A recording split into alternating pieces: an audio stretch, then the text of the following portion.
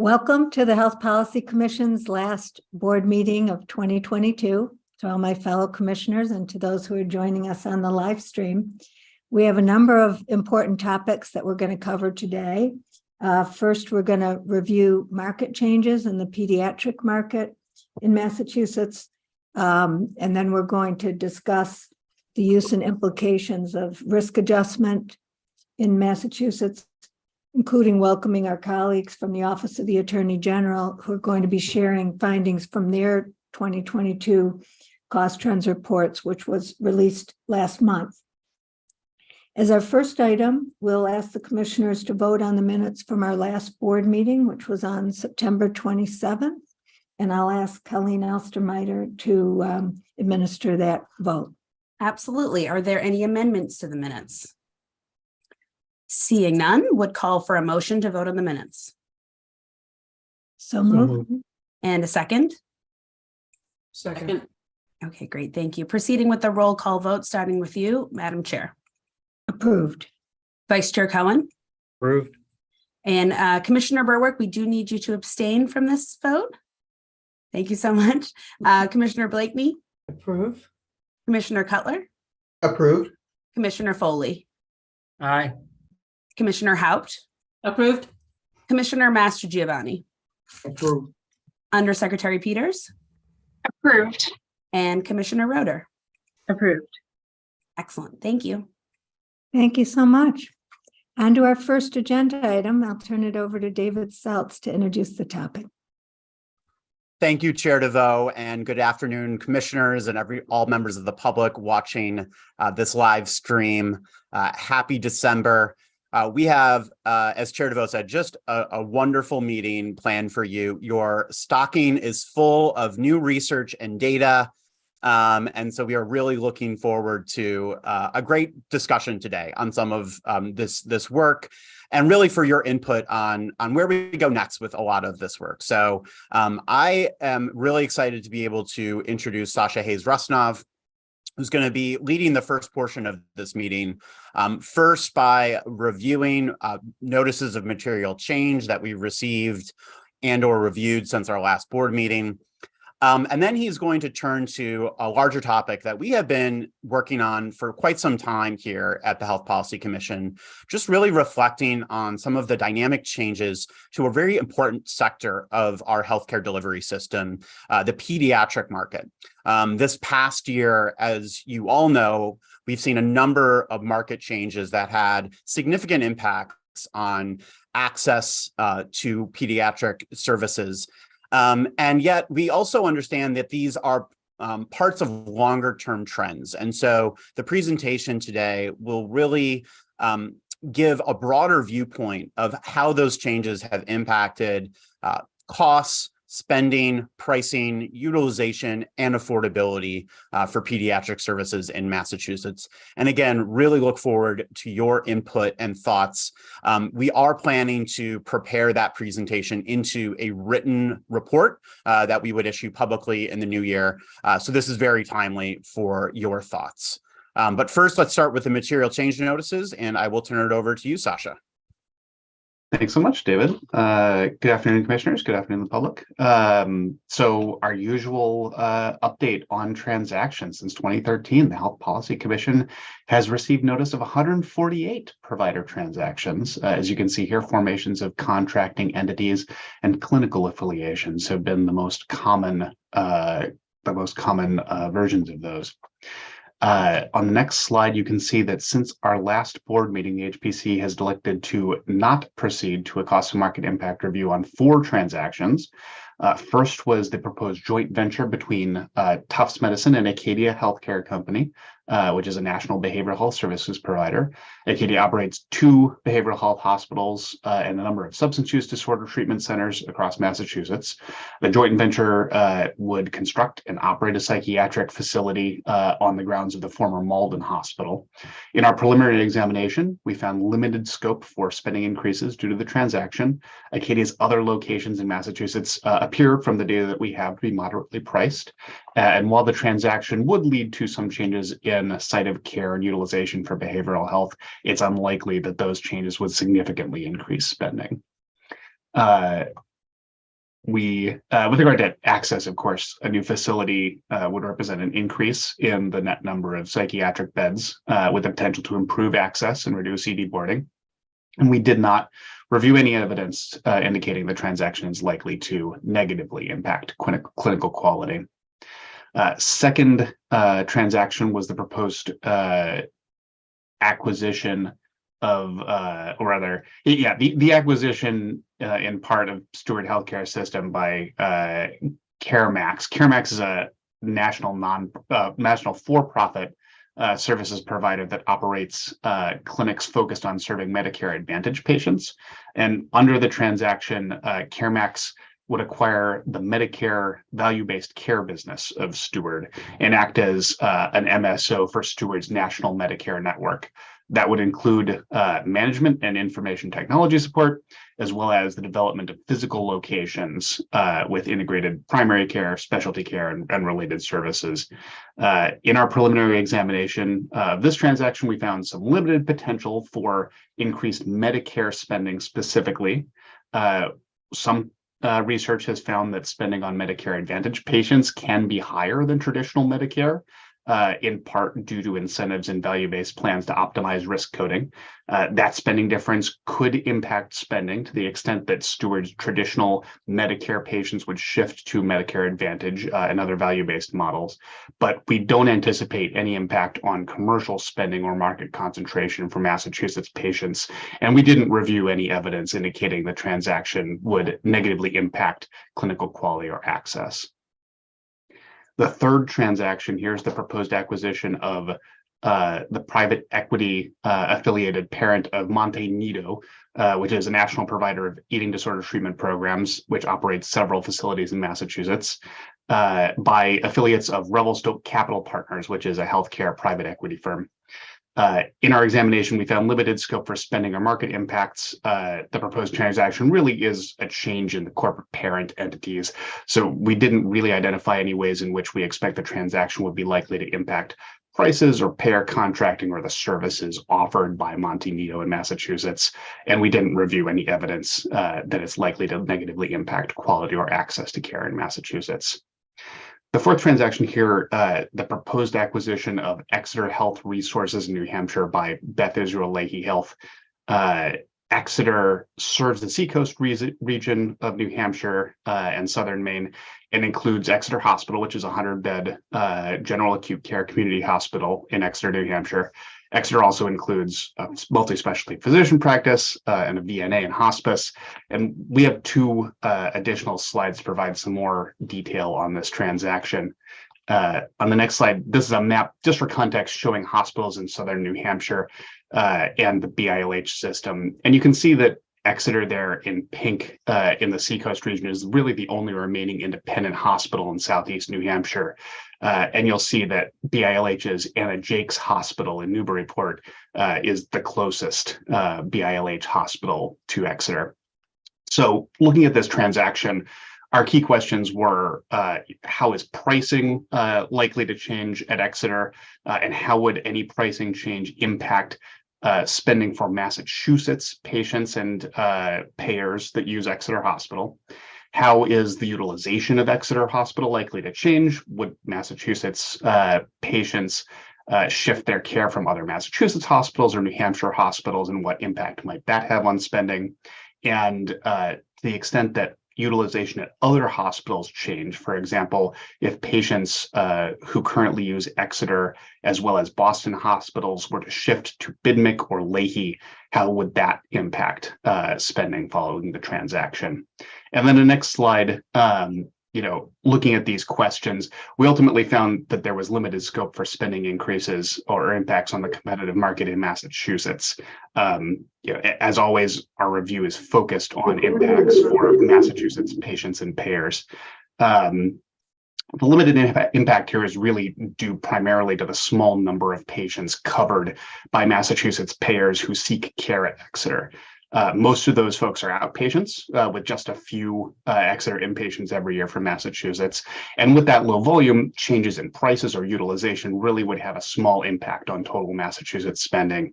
We looked at prices in our APCD and found that Exeter was more expensive than nearby Massachusetts community hospitals for the services that we examined, but less expensive for Massachusetts payers than other New Hampshire hospitals. So depending on the balance of patients that would shift to Exeter post-merger, we calculated a range of, again, very small changes in net healthcare spending, from small potential savings to small potential price increases. Shifts of patients to Bidmick or Leahy for patients in Northeastern Mass that use Exeter now, instead of the other Boston hospitals, would be slightly cost saving. Again, the numbers here are very low.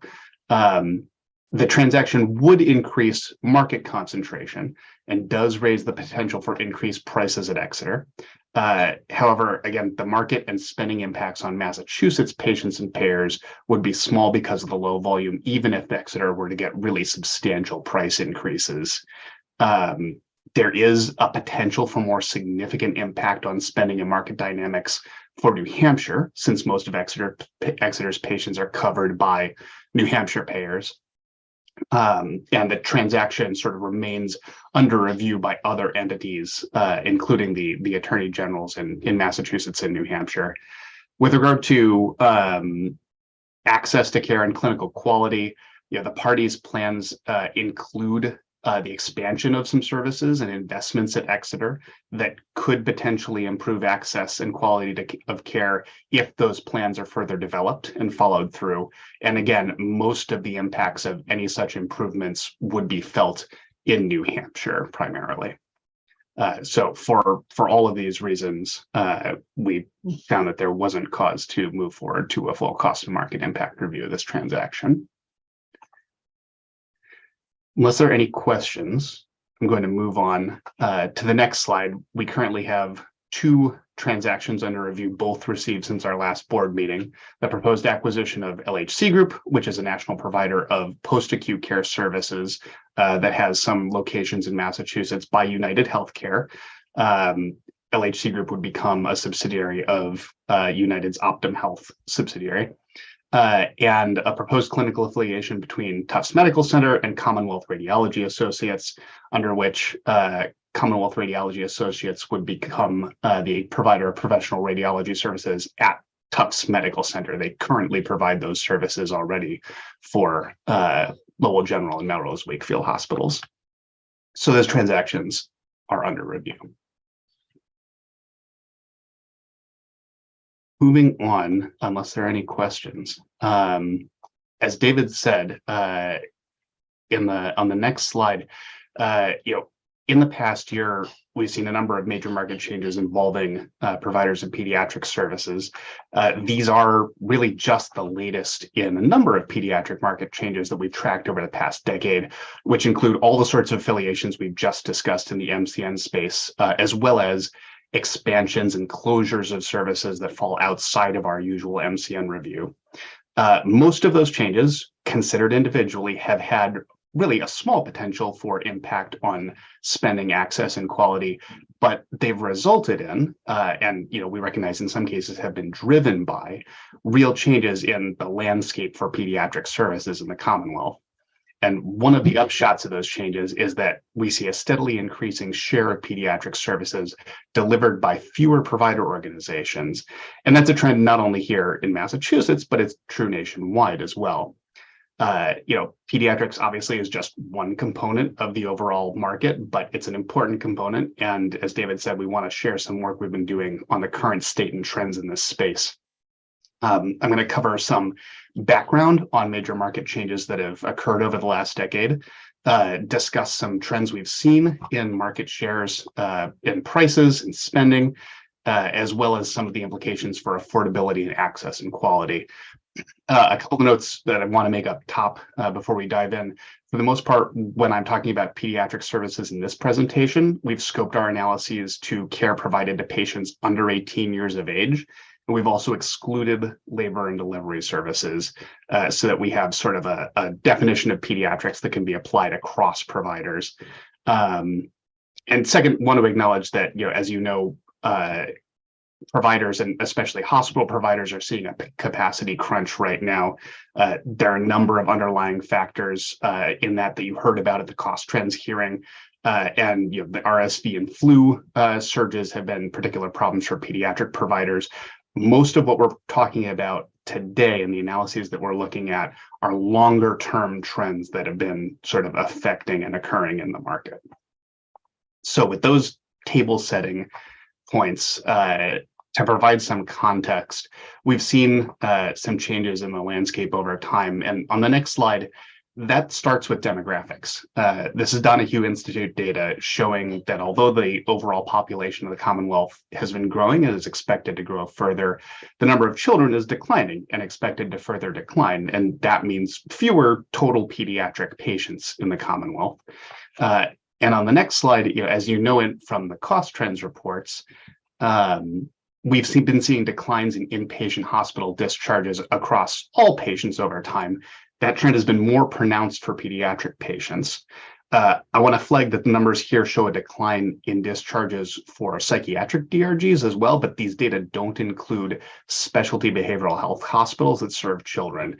We've focused on care delivered in general acute care hospitals. Again, so there's more ability to compare across different providers.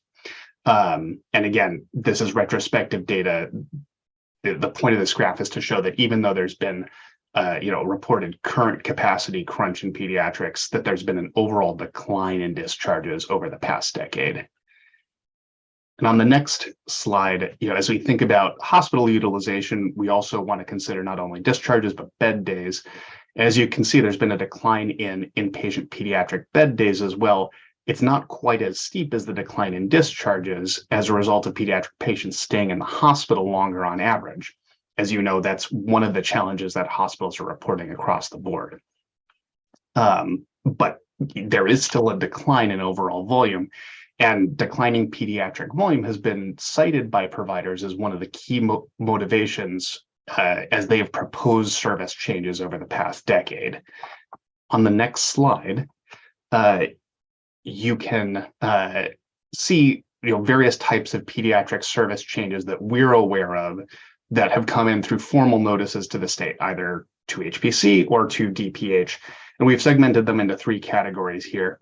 On the left side, you can see that a total of 169 licensed pediatric beds have been formally closed since 2017. The most notable recent example, of course, are the 41 beds at Tufts Medical Center. But I want to emphasize that in practically every case here, these hospitals indicated to DPH that not all the beds were being used. And in some cases, some number of these beds that were licensed hadn't been in operation for some time. And so while these do represent service closures over time, they also partially reflect shifts in patients that had already occurred. On the right side of the slide here, you can see there have been a number of expansions and acquisitions by Boston Children's Hospital and its parent, the Children's Medical Center Corporation. Those have included most recently Children's acquisition of Franciscan Hospital for Children and its expansion of ambulatory sites. The proposal was just voted on at the Public Health Council meeting this morning, but also a significant expansion of its main Longwood campus and the addition of some primary care groups to its network. And then finally, in the middle in blue, there have been clinical affiliations between other provider systems and the specialty networks of Children's, MGB, and Tufts Medicine. And that's led to a current situation that's sort of shown on the next slide here, where those three networks staff pediatric hospital services at many community hospitals and act as the preferred referral partners for advanced pediatric care. Children's also is now Tufts Medical Center's preferred inpatient referral partner, and their foundation physicians are leased to Tufts to staff the partner hospitals that you can see on this slide.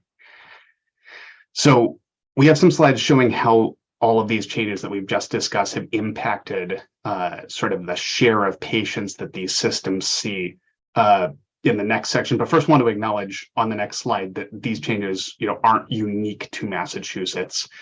News reports and literature have documented that nationwide there's a decline in pediatric inpatient units and bed counts. and that more patients are being sent to larger pediatric providers. And those larger specialty standalone providers have been growing over time. So this is not at all a unique situation here in the Commonwealth. So I want to pause here to ask if anyone has any questions about the background information before I move into market share work that we've done. All right, hearing none. Sasha, quickie, Sasha, how many beds are at MGH? Pediatric beds at MGH? I do not have the dedicated pediatric number at MGH off the top of my head. I can look that up.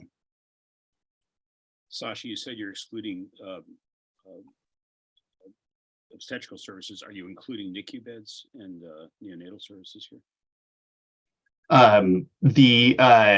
We're excluding based on in our inpatient work based on MDC. So anything that falls within MDC 14 is being excluded.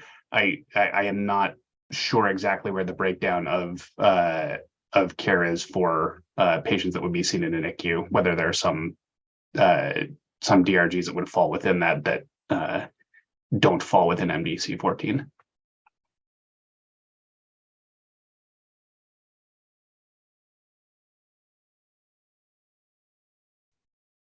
All right, so moving on to some of the new analyses we've developed. These look back at which provider organizations are serving pediatric patients and how their shares have changed over time. This graph shows pediatric discharges for Massachusetts residents covering the whole state. This is both public and commercial payers. These are the top hospitals by volume, and you can see by the combined height of the bars over time that the market share of these top hospitals is growing. Just the 5 hospitals with the highest pediatric volume accounted for almost 3/4 of inpatient pediatric volume by 2019. That was up almost 10 percentage points from the decade earlier. It's also worth noting that, including the clinical affiliations we identified earlier, hospitals with pediatric services that are staffed by MGB or Children's accounted for 68% of discharges overall. The largest systems have an even higher share of commercial pediatric volume. As you know, commercial volume is more well reimbursed and can offer bargaining leverage with payers for higher prices. And the next slide shows shares for commercial volume with the top 5 hospitals, again, accounting for just under 75% of discharges, also up 10 percentage points since 2011. But hospitals affiliated with MGB or Children's accounted for over 77% of commercial pediatric discharges. And it's worth noting that with the closure of the Tufts pediatric beds this year, that 6% share that you see in 2019 will divert out to other hospitals, with our modeling suggesting that most of that care will head to either Children's or MGH. Changes in share and market concentration have varied a bit based on geography. On the next slide, you can see that Central Mass is an example of where you can sort of see this volume shifting. The purple slice of the pie on the left is showing that in 2011, several community hospitals, as well as St. Vincent, which is not a community, is a teaching hospital, but falls within the same general category, had meaningful shares of commercial pediatric discharges for Central Mass residents. And those hospitals had lost most of their share by 2019, with most of it either going to UMass Memorial or to Boston Children's. And Health Alliance in Harrington had dedicated pediatric beds that they closed in 2018, again, in part with the rationale that they had insufficient volume to keep those services.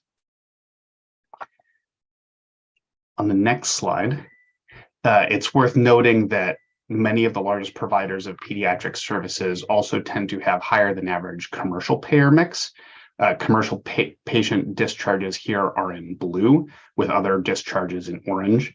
And you can see that the 2 hospitals with the highest volume also have larger proportions of commercial patients than the statewide average, which is over there on the right. And the 3 community hospitals with high commercial share on the right side of the graph are also staffed by either MGB or Children's. So on the next slide, everything that we've looked at so far has been inpatient pediatric care. In the outpatient space, we're also seeing increased concentration over time. This is commercial outpatient visits at hospitals and ASCs. And here as well, you can see that the top 5 systems accounted for 75% of pediatric outpatient volume in 2019, up just over 4 percentage points since 2015. The next slide shows shares for pediatric primary care services. And here, the 4 physician networks with the largest shares of pediatric primary care services had 70% of those visits in the state. Concentration is increasing for primary care as well, both due to growth of the large networks, as well as the combination of Atrius and Reliant into Optum, which we've shown as a single network on this graph. On the next slide, you've seen that most of the data we've shown here runs through 2019. By that point, the market for pediatric care was already pretty highly concentrated. More recent market changes are likely to lead to further concentration. The closure of the Tufts Medical Center beds, as I've discussed, is likely to drive additional patients to MGB and Children's. The new clinical affiliation between Tufts and Children's, the acquisition of Franciscan by Children's. Children's has begun to open those new beds in its new clinical tower this year, and they've just been approved to expand their outpatient sites around Boston, each of those likely to drive additional commercial patients to our largest providers. So I'll pause for a moment. But moving forward, in addition to volume and shares, we took a look at commercial prices for various types of pediatric services using the all-payer claims database. The first slide here for inpatient care, we looked at average prices per discharge at hospitals, again, for patients under 18, again, excluding labor and delivery services and excluding the specialty psychiatric and rehab hospitals. We adjusted the raw prices that we got in the APCD by the primary diagnoses reported by the hospitals so that we could compare prices on an apples to apples basis across hospitals serving patients with different levels of acuity. The graph shows prices for hospitals in our sample relative to the average price across these hospitals. And again, on an acuity adjusted basis. And the size of the bubbles corresponds to each hospital's volume.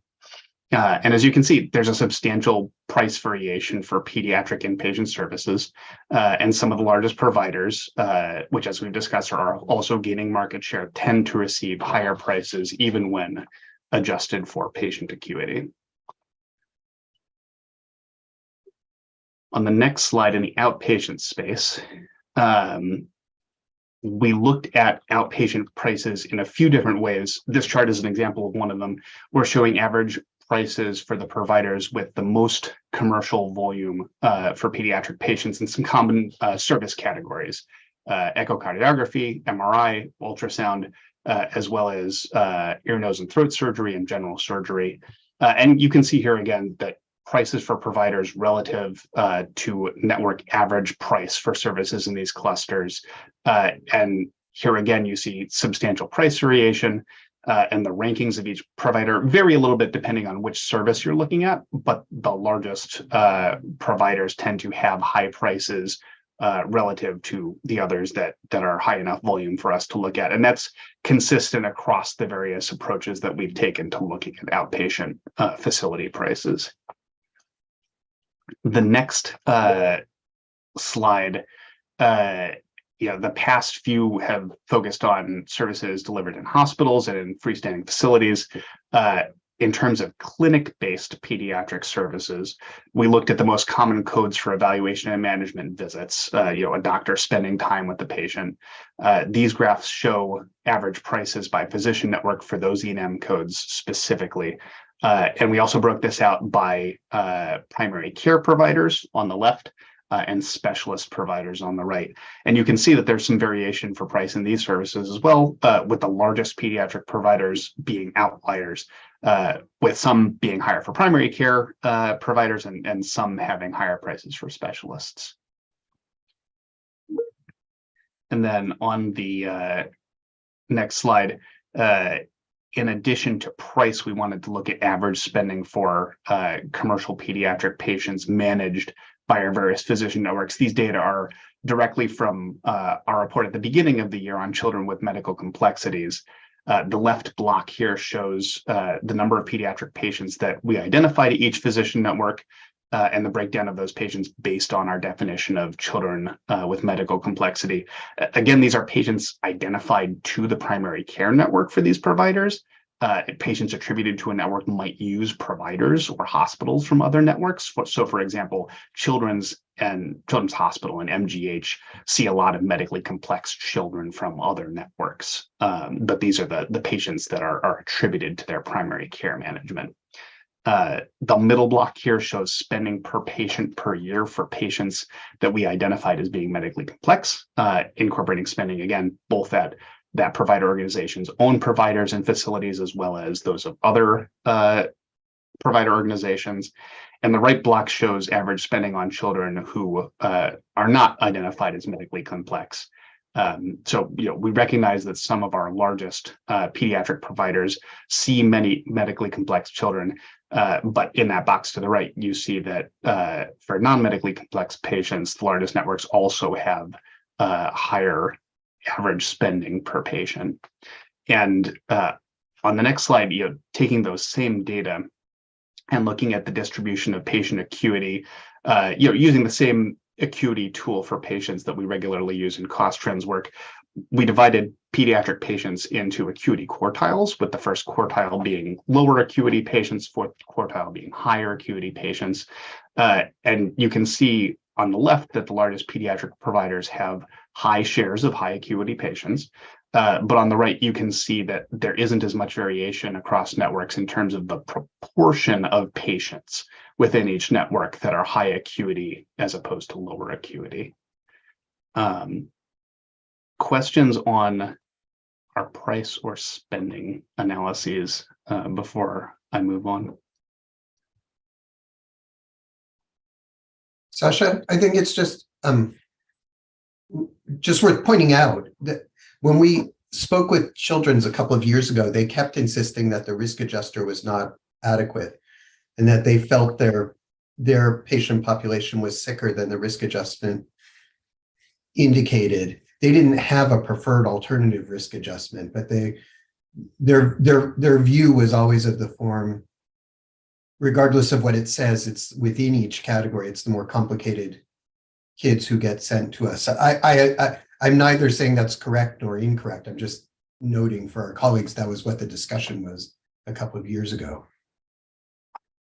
Thank you, Dr. Cutler. And as you know, that is that is a common statement, especially from very high, quaternary hospital providers, that acuity adjustment doesn't sufficiently adjust for the complexity of their patients. We tried to be extremely scrupulous and did an additional acuity adjustment step using APR DRGs, which, as you know, are designed to more accurately capture acuity for pediatric patients with this analysis. So, this is the best level of adjustment that we think is possible with the data that we have.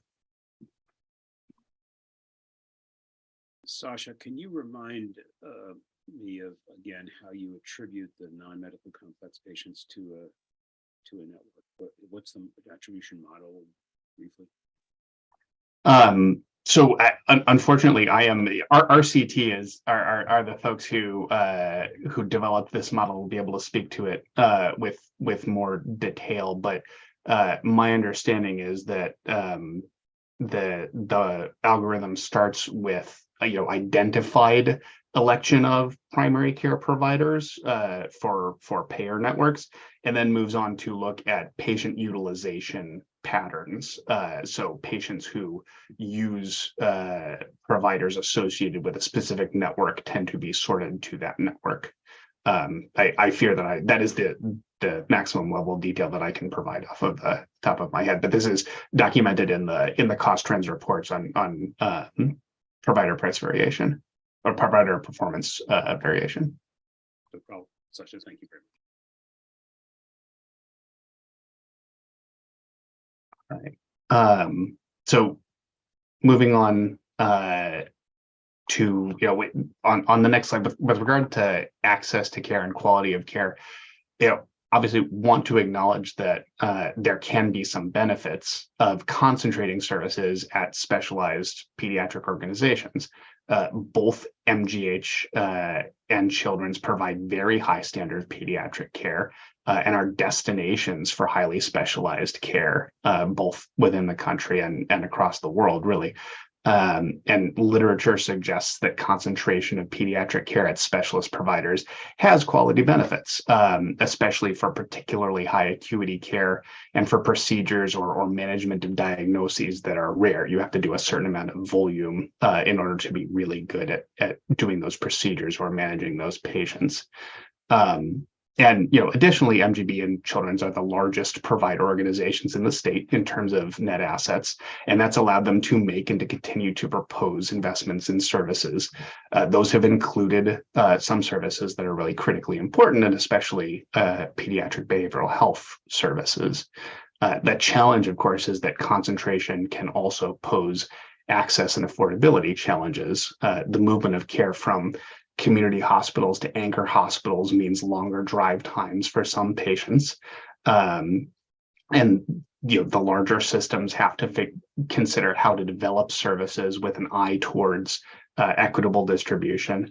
And as you've seen, the largest hospitals tend to have higher acuity adjusted prices and spending, even for less complex care and less complex patients.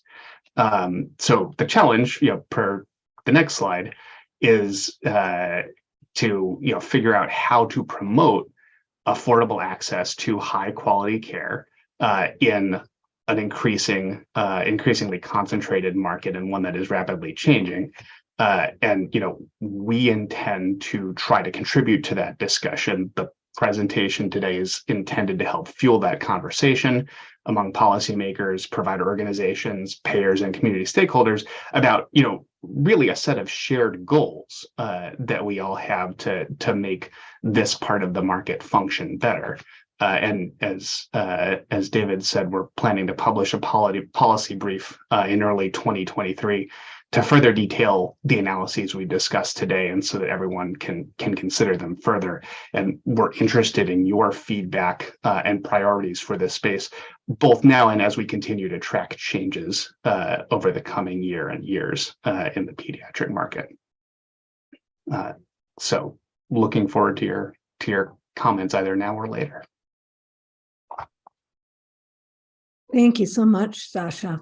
And yeah, let's open it up for questions, discussions, feedback.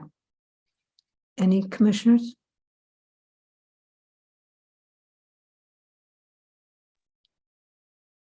Commissioner Cutler? I think Don had his hand up first. I'm going to defer. Oh, sorry. Excuse me.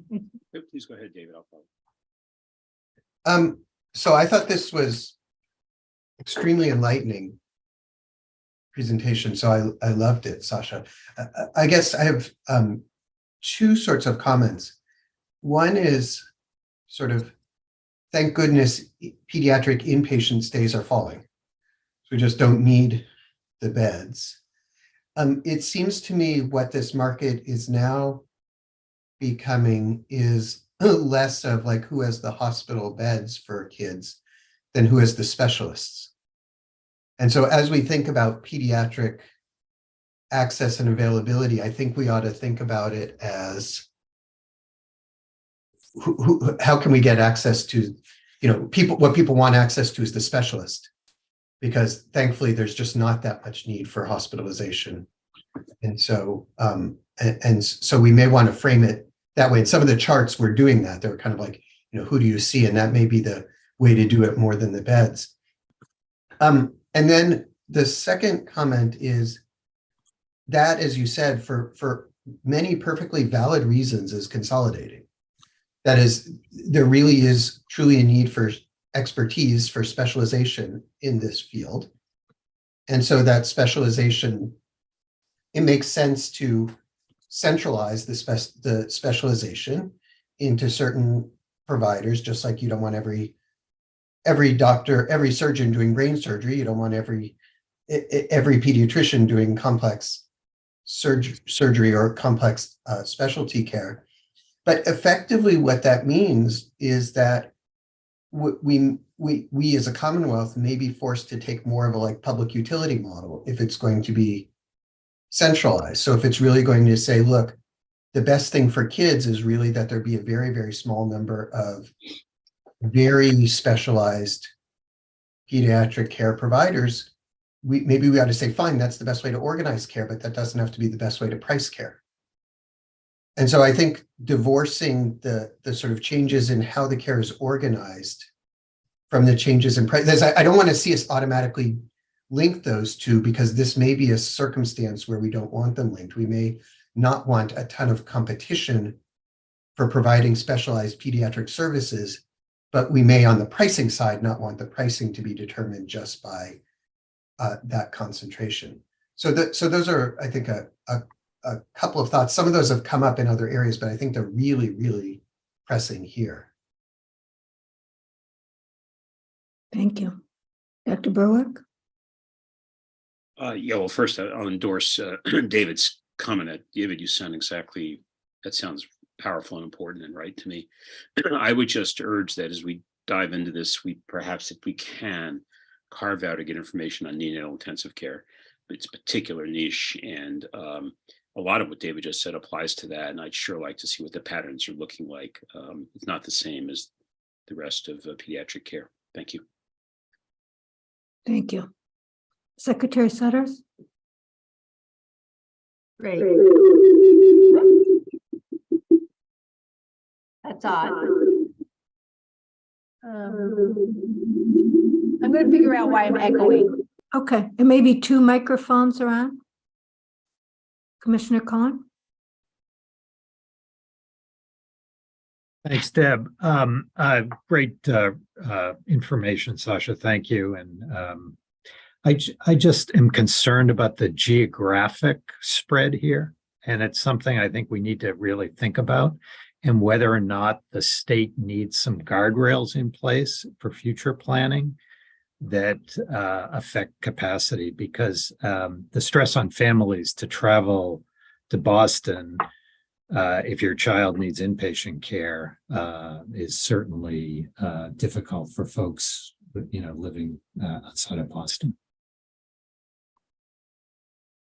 Yeah, that's exactly where my train of thought went, that going forward, tracking the access and what it takes for families now to connect with the services that are available, given consolidation, is going to be key.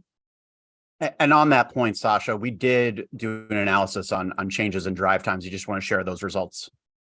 Sure. The upshot. So I want to sort of preface with, we have the best data in this space for inpatient care, which it sort of inherently is a bit of a problem, because inpatient care is as a declining component of this space.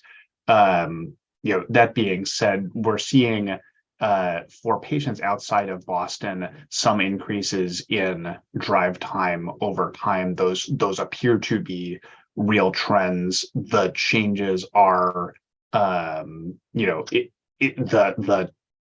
baseline drive times are relatively low, so the change of a few minutes results in pretty large percentages. So don't want to be misleading, but we see a slow but sort of steady trend upward in average drive time, especially for folks in specific parts of the state, central Mass and southeastern Mass especially. We're seeing increases in drive time, but I think we want to probe the data a little better to see if we can know more about the outpatient space. This may be one of those this may be one of those spaces where the data need to catch up before we can really know what's going on. And I'll say, folks in Metro Boston, where there are a lot of services have virtually no increases in drive time issues. Good to know. Secretary Sutters, Let me try again. sounds good. Yeah, my apologies. So two things. I do think what David and Don said about this sort of the further distinguishing among the PD beds and the utilization is very important. The other thing is a request. If I recall correctly, not all policy papers that HPC puts out are actually reviewed by the board before they're released. And I think it is an appropriate role of the board to review the policy docs. We always, things that take votes, we always get, but I think these kinds of matters, particularly because of the complexity of consolidation on what is the utilization of beds and the like, are ones that we should review prior to release. So that's my request. Thank you. That makes sense. Other comments or questions? Discussion will look forward to any further feedback that we'll hear from those who have joined us on the live streaming as well. Oh, yes, Patty.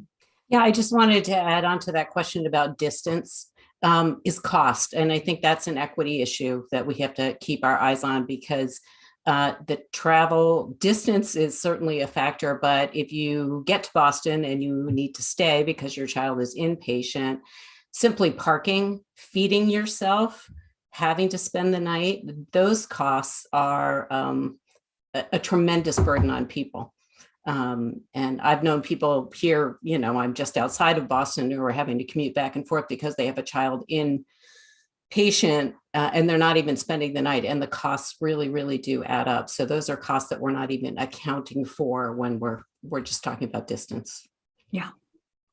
Good point. Being mindful of the practical realities of additional costs that the parents absorb for care in addition to what's reimbursed. Commissioner Blakeney. Thank you, Deb. Massachusetts is not a geographically large state, but there are some geographical challenges. And as I think about the role that we can play and the state government can play, one of my questions, building on Patty's comment about distance as an equity point, is there a role to talk about geographic or regional centers?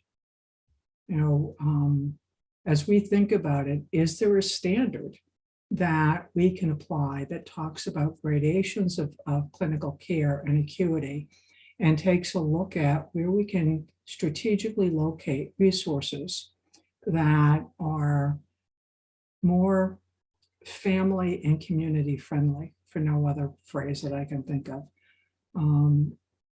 All of the other issues and conversations about specialization versus general practice are all valid questions, and being able to centralize highly specialized services for rare conditions or chronically challenging conditions requires some special attention.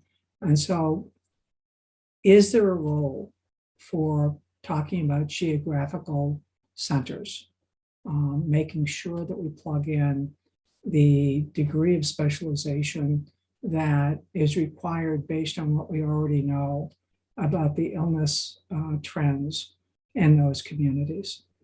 It complicates our work quite a bit, but if we want to focus on equity, and we say we do, is there not a role for that? Thank you. Yeah, really looking at the ideal distribution of services and then comparing that to what we have, given historical evolution.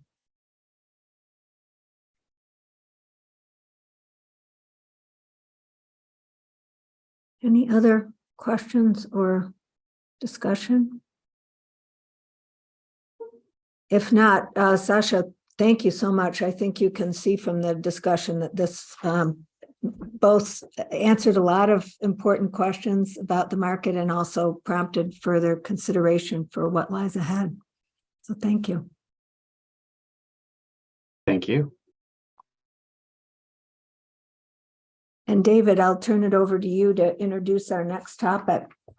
I think we had one final comment on there, Dr. Kreider. Yeah, thanks, David. I just make the observation that how different it is dealing with pediatrics. You know, we're not in the world of coding or upcoding. We're not in the world of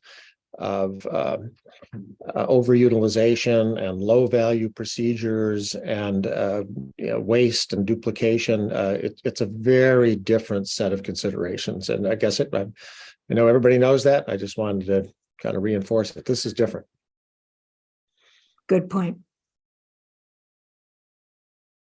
Well, thank you, commissioners. Thank you, Sasha, for a great presentation. And thank you, board members, for all of your input. And as always, we look forward to working with you on the written version of that presentation.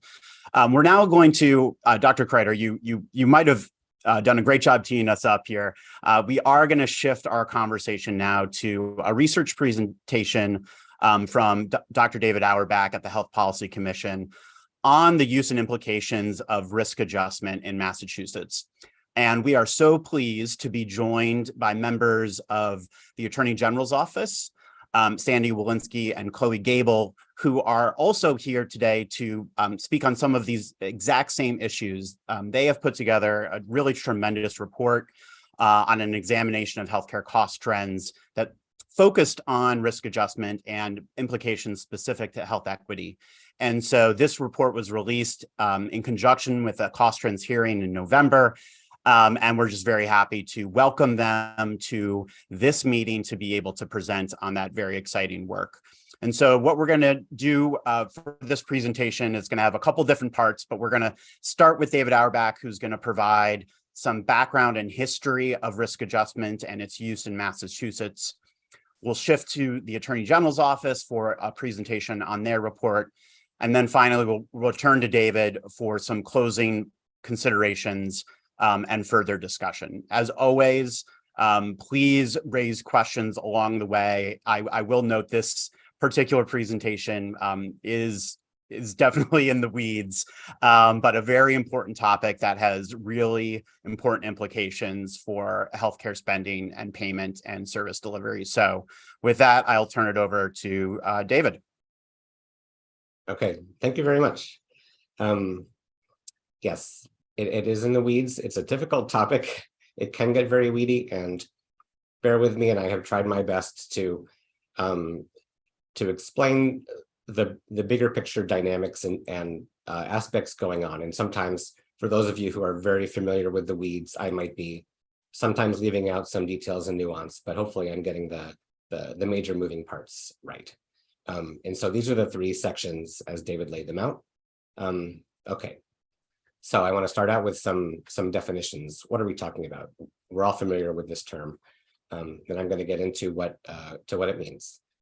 Risk adjustment, sometimes called health status adjustment, is a process whereby a payment, quality measure, or performance measure is modified by a risk score. So then we have to know, what is a risk score?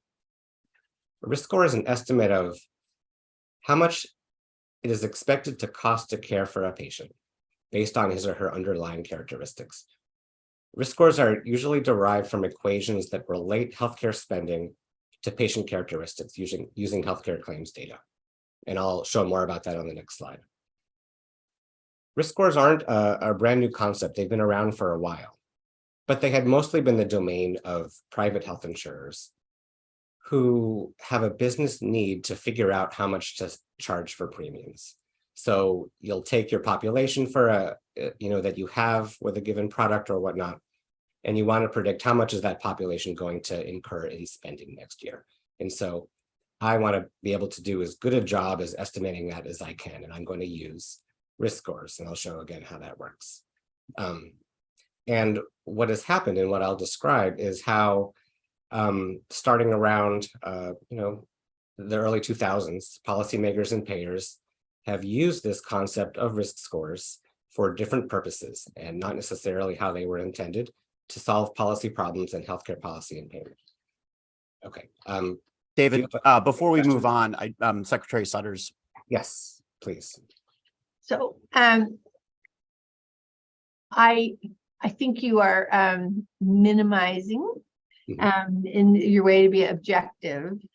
And this is coming from a social worker, but when the Attorney General talks about risk adjustment, you'll see something we do on the Mass Health side, that if you really want to address equity, one of the issues on risk adjustment is it's use claims. So it uses history. And we know what history has done around disparities, right? Not done, right? Has not addressed disparities. And so I just want to echo that as you go through this. I realize that is a qualitative comment there, David, as you go through this. But as I've gotten to really understand risk adjustment, health status adjustment, it's the fact that you have to really be very cognizant of addressing whether the underlying failures, if you would, in going forward. Thank you for that editorial remark. Yes, totally. And I think we will.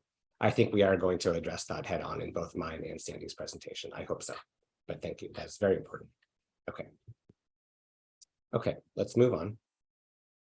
So here's a description of where do we get these risk scores anyway? Okay, so usually starts with insurance claims data, and that's what I have shown on the left. And let's take the top half of this diagram. So you take your claims data, which is, let's say, the full spending for your members for a given year. And I have these members and I have characteristics of them. And I put them into this model, and it's usually just a regression equation. And I'm going to pop out how do the different characteristics of these patients relate to how much they incurred in claims spending.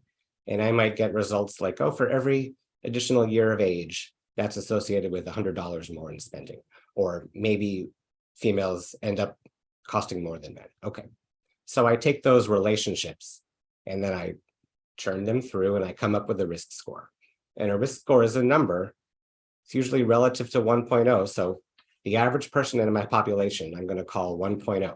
Maybe that person average cost $5,000. So I take the person's factors, age, sex, and at the end of the day, I might say this person is a 1.2. I expect them to cost 20% more than average because they might be older. Okay, that's how that works. Now, adding on to that, it's fairly obvious that if I use more of that person's information, I can probably get a better prediction of how much they're going to cost. For example, somebody in my lower diagram, in my lower box, what if I use the fact that somebody was diagnosed with cancer or somebody had diabetes in that year? Lo and behold, that person tends to have more in claims because of that diagnosis. And so that model will now pop out not only an age effect and a gender effect, but for every diagnosis I put in my model, how much more did that person cost? And then I get a whole table of risk scores and factors for every diagnosis I put in my model, how much more that might cost. And so great. So that's what the insurers found to give them better predictions, and that's what age, sex, and diagnosis-based risk adjustment is doing. Okay, next slide, please. So we have that technology, and now along came a problem. So let's go back to about 1997, where we established Medicare Advantage under the Balanced Budget Act and legislation around that. And the idea was, let's have a privately managed Medicare alternative. So I'm going to pay a private insurer some fixed amount to care for a Medicare beneficiary in a given year. This is the amount. And when they first came up with this payment schedule, the idea was, let's give you 95% of what we expect that person to cost the traditional Medicare program. And if you can be so efficient and provide their care for even less than that, you get to keep that profit. You keep that excess, great. And they were going to be so efficient that That would be a win-win for everybody. And that payment was adjusted for age and sex and institutional status. So there's a fixed amount for, a 65-year-old male. That is what it is. And I'm going to give you 5% less than we expect that person to cost the traditional Medicare program. And so, great, insurers came in, people took up that plan. And what happened after a while, after people analyzed this program, was that, oh, gosh, it looks like the Medicare Advantage plans are enrolling the healthier 65-year-old men more so than the sicker 65-year-old men. And they're making a lot of money. Even that 95% is still too much. Okay, that's the problem. How can we better account for that? We want to pay them less for that healthy 65-year-old man. We want to pay them more for a sicker 65-year-old man. Let's use diagnosis-based risk adjustment. We know what that is. We're going to incorporate that into the payment. Okay, I'll pause there. Is there a question, Ron? Yeah, David, if you could go back one slide. Mhm. And when we're looking at the average, one of the things that I've seen that we run into, like for example, you had the 26-year-old male, I believe, Mhm. and the average cost was $3,000. If you dig deep into that, you'll find that that includes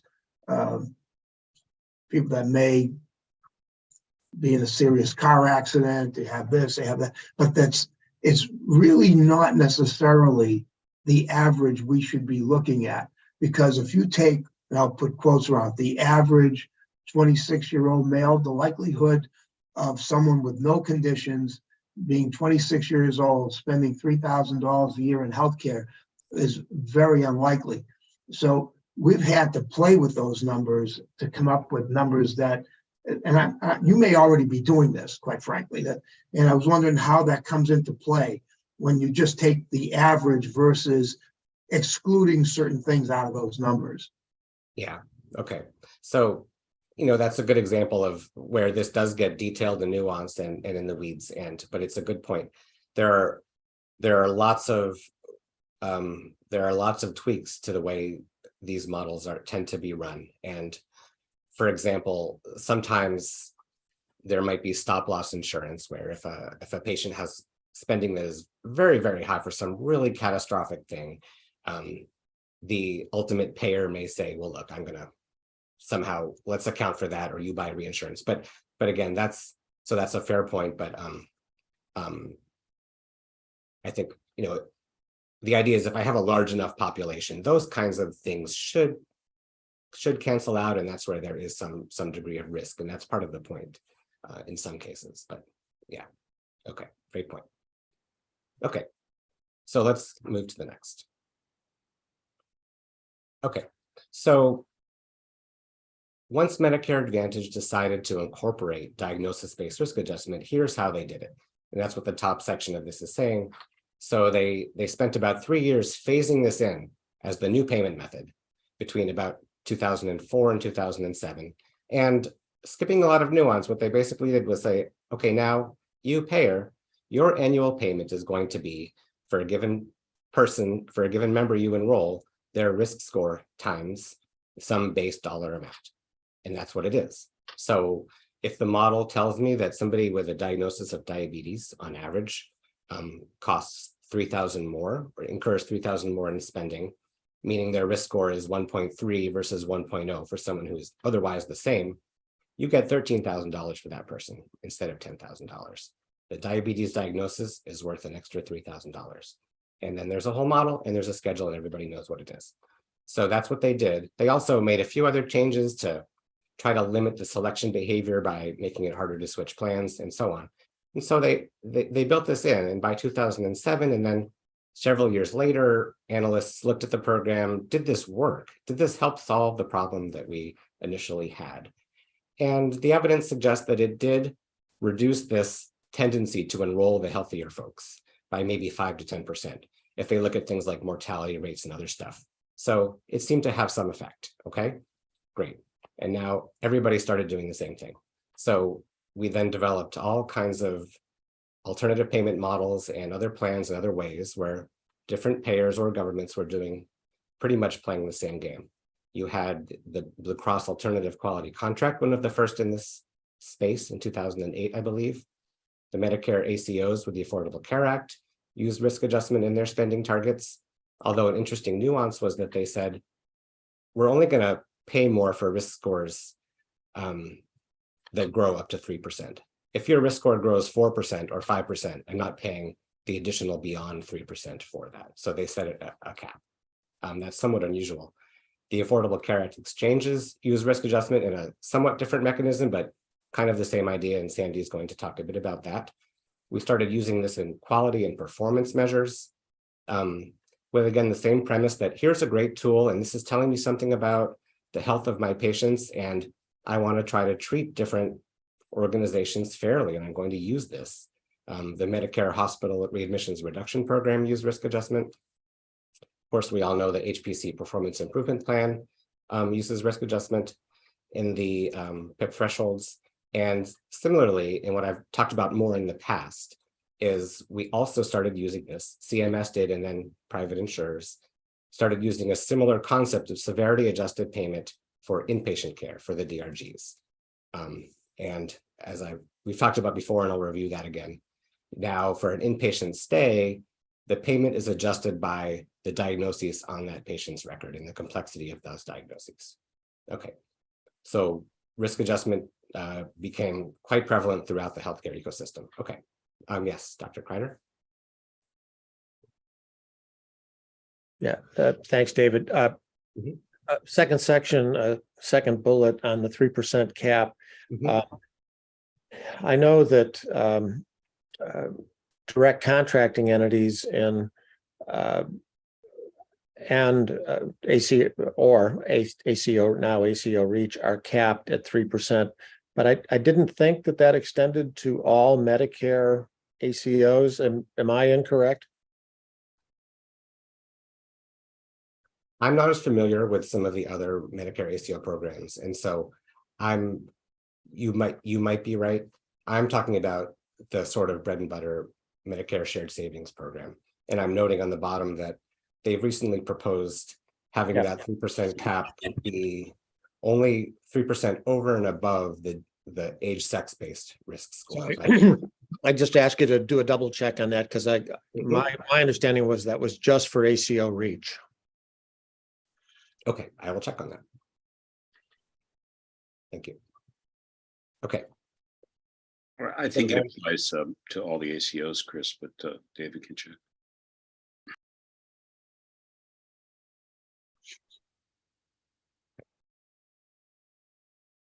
So, after, given all of that activity, what I'm showing here is sort of a snapshot of where we are today with the extent by which risk adjustment is used in the Massachusetts healthcare system. So I have several pie charts, and let's start on the left. This is a pie of commercial insurer revenue in Massachusetts from all markets that they're involved in. And the speckled areas are showing the segments where their payments are risk adjusted to them. For example, in Medicare Advantage is that speckled blue that I talked about before, where the higher the risk score, the higher the payment to the commercial insurers that have Medicare Advantage members. In the commercial merged market is that speckled yellow. It's slightly different mechanism, but same idea, where higher the risk score, higher the revenue. So about a third of commercial insurer revenue is risk adjusted in that way. Now, if we move to the second pie, this is the world of healthcare providers, and it's higher. About half of provider revenue is subject to risk adjustment when they are paid by commercial payers or government payers. And this is our APM penetration that we talk about. And you have this within the Mass Health ACO program, commercial APMs, and Medicare Advantage and Medicare ACOs. So about half. Then on the right, somewhat different, but I want to relate this to our prior presentations. If we now look at on top of that, some individual healthcare services are also severity adjusted. And it's really just that hospital inpatient segment that's the green speckled area. So that is an additional form of severity adjusted payment where the diagnoses that recorded on the patient's record lead to higher payment for that category of care. Okay, so that's sort of the state of the world. Next slide, please. And that was our prior focus. Okay. So here's the problem that I think we all know. Diagnosis-based risk scores can be influenced by the entity subject to the risk adjustment. And this has been happening. This is the main challenge. Risk scores are based on diagnosis codes recorded mainly by providers with some clinical discretion. Audits are limited in their ability to address abuses. Providers and payers are increasingly adept at recording diagnoses and raising those risk scores when it matters to them. The financial payoff from doing this is large. There's a large incentive, and I'll get into that. But the way this is generally done is that the risk adjustment, like in that Medicare Advantage equation, the risk score is multiplied directly by the payment, meaning that a 1% increase in my risk score means a 1% increase in my payment. And if I'm in a shared savings kind of APM, I get the same payoff from growing my risk score by 1% as if I reduced my total spending by 1% to meet my budget target. And as Bruce Landon and others have shown, it's often a lot easier to grow my risk score than to cut my cost. And third problem that Mary Lou was referencing earlier, diagnosis-based risk adjustment does not necessarily improve health equity. And we'll get more into that, especially with the AGO presentation. You would think it would, and that's part of the motivation, is that I'm now incentivizing you, payer or provider, to take on sicker members. That should be good for health equity, to not shun them, to not discourage them from joining. But the way I'm measuring your health, the way I'm measuring who is sick and who is not sick, is based on claims-based diagnoses, which aren't always the same as your actual need. So we'll get more into that. Okay, next slide. So this has been well documented. How do payers and providers who are being paid risk-adjusted payments, how do they increase those? How do they influence those risk scores? There's a number of strategies that folks have documented. The Medicare Advantage world on the left has been the most well-studied. It's been around for a while, and MedPAC does a great job reporting on it. Sometimes plans will send nurses to members' homes and try to identify all the diagnoses that they might have or might have ever had, or all the medications they're taking, and to record as many as they can. That they might hire third-party consultants to comb through medical records and find all the diagnoses they can find. The ROIs of these activities have been documented as ranging from 6 to 30 to 1, very lucrative.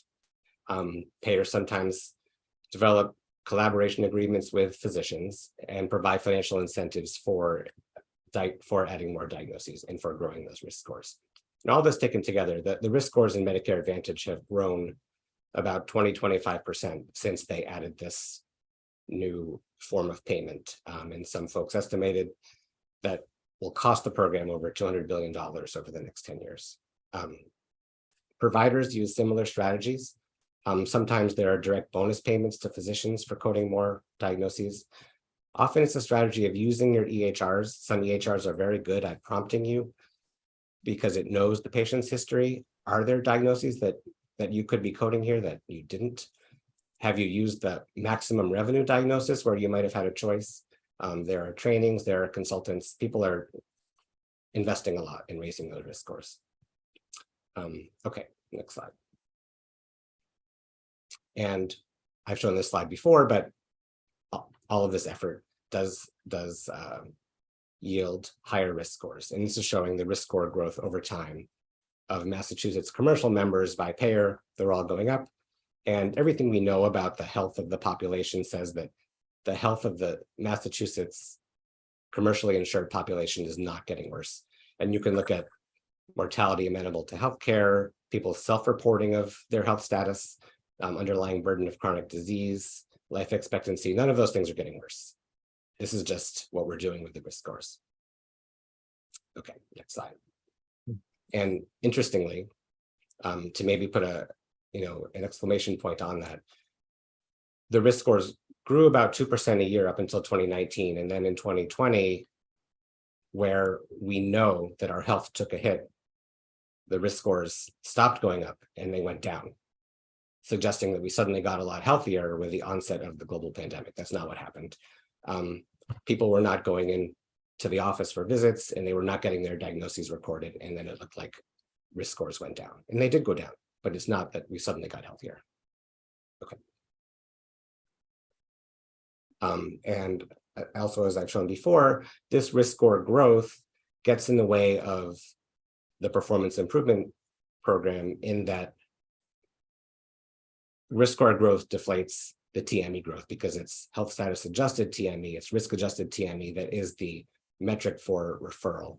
And so when you look at unadjusted TME, for example, in the, I think this is the 2017 year of all possible contracts that could have been referred, 66% had unadjusted growth over the benchmark, but once you risk adjusted and backed out the risk score, only 24% were over the benchmark and got referred. And we all know about this problem. Okay.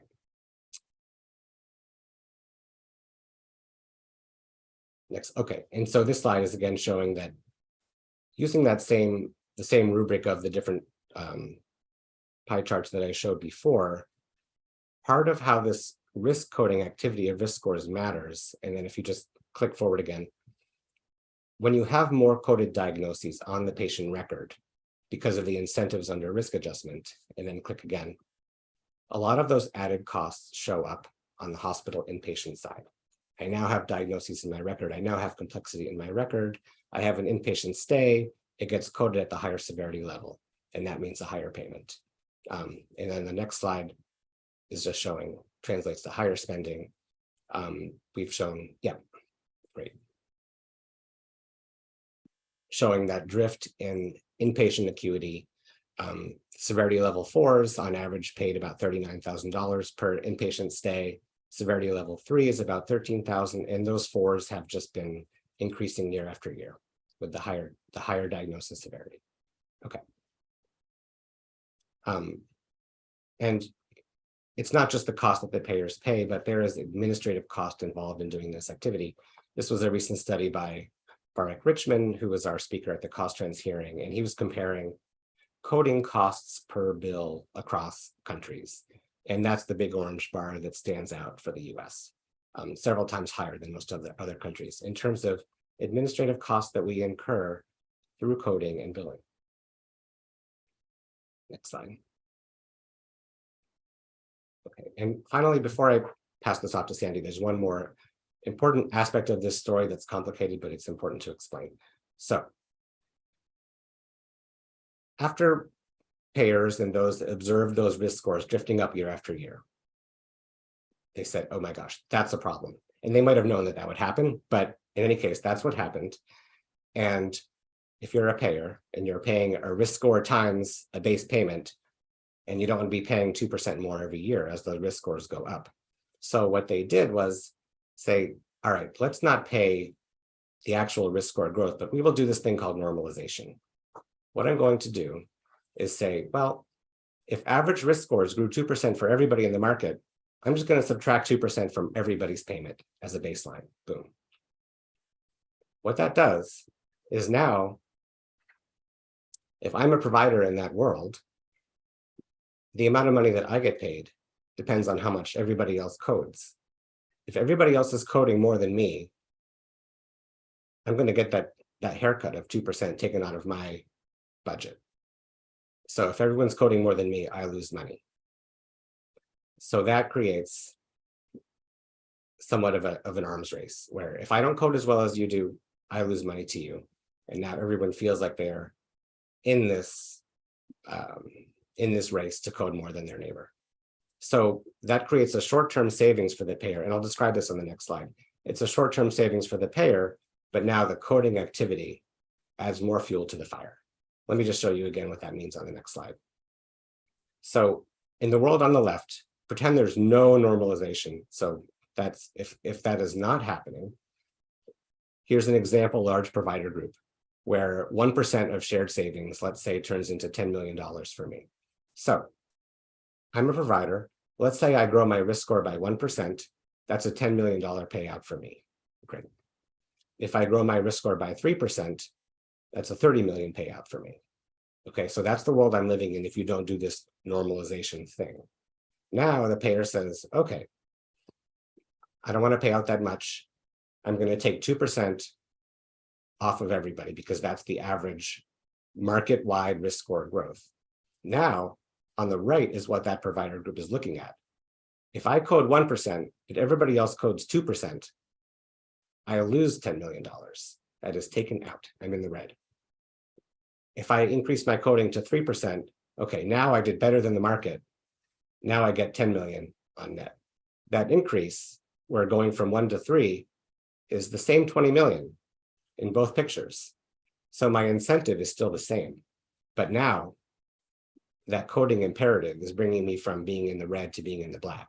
Whereas in the first place, I'm just making more. So the incentive is the same. The motivation is probably even greater. The payer saves money in the short run. And we hear from providers, they know very well that they are in this game. Okay. So that's my presentation of, of the problems. And now to add to that, let's transition to Sandy. Are there any questions up until this point though? Okay. David, I'll just say that's the clearest presentation of this complex terrain I've ever heard. Congratulations. Thank you. Thank you. Okay, that was my goal. Great. All right. Thank you, commissioners and HPC staff, for inviting us to join today. My name is Sandy Walitsky. I'm an Assistant Attorney General and Deputy Chief of the Healthcare Division at the AGO. And I'm joined today by Assistant Attorney General Chloe Cable. Next slide, please.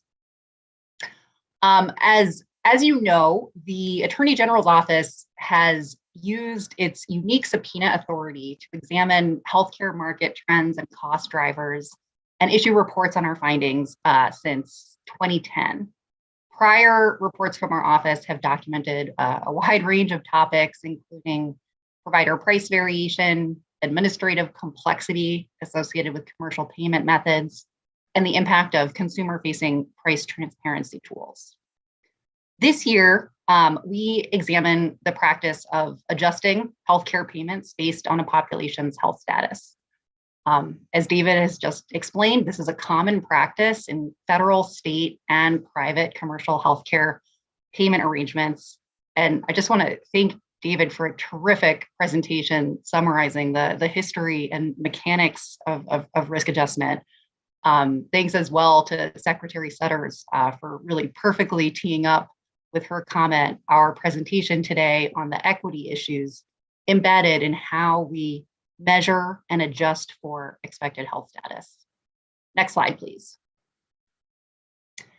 So first, I'll introduce our work. I think perhaps even getting to skip a few slides because of the detail that David's just gone through. And I'm going to share our findings on how risk scores align with community level indicators of health and healthcare access.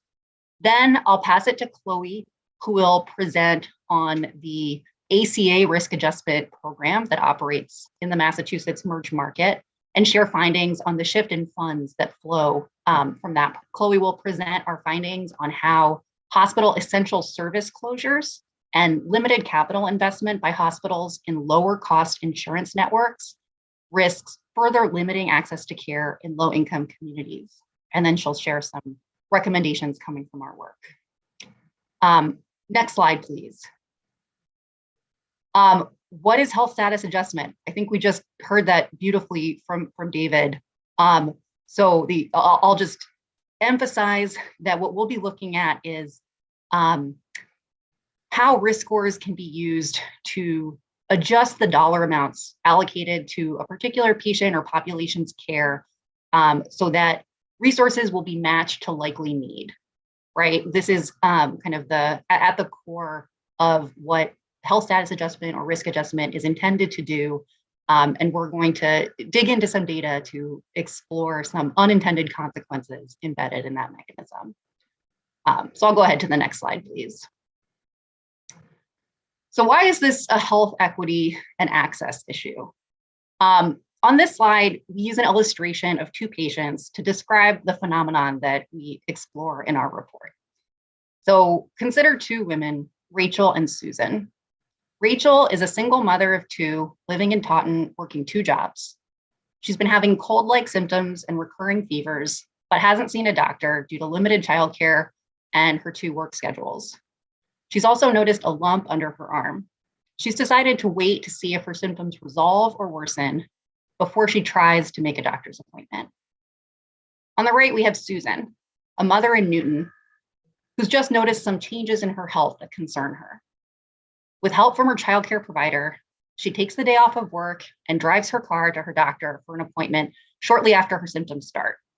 At her appointment, Susan's provider runs blood tests, records several diagnoses on her electronic health record, and schedules follow-up appointments for an MRI and further diagnostic tests, which Susan confirmed all work for her.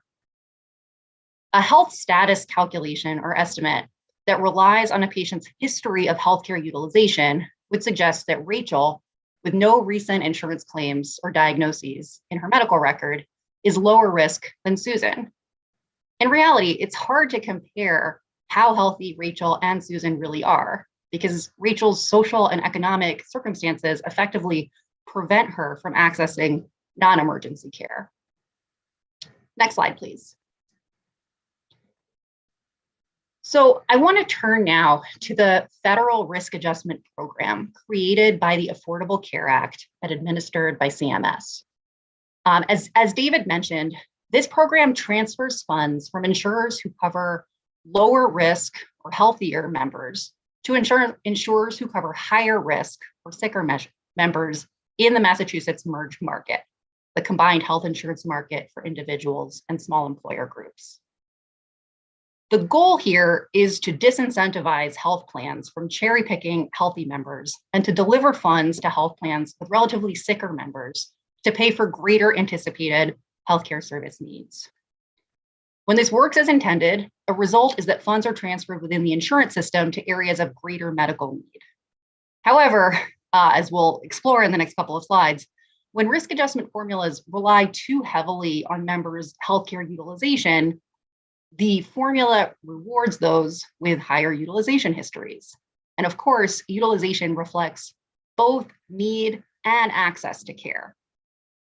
So the CMS risk adjustment model includes a risk score that we'll call the CMS risk score in this presentation for each insurer that utilizes historical claims data to measure the average actuarial risk of an insurer's merged market membership.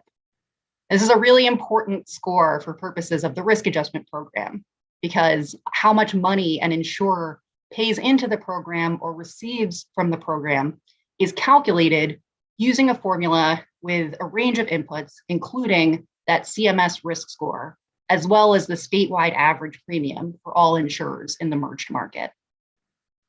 So what we did in our examination was examine the risk scores assigned by CMS to each payer's membership in the individual market. And we then identified or created indices using publicly available data to reflect a community's stress, self-reported health burden, barriers to accessing care, and rate of missed preventive care. We can go ahead to the next slide, please. So a lower risk score means that a population is expected to be less expensive for its insurer to care for, that the population is predicted to have fewer healthcare needs and generate overall less healthcare spending relative to other populations. So our findings here are surprising.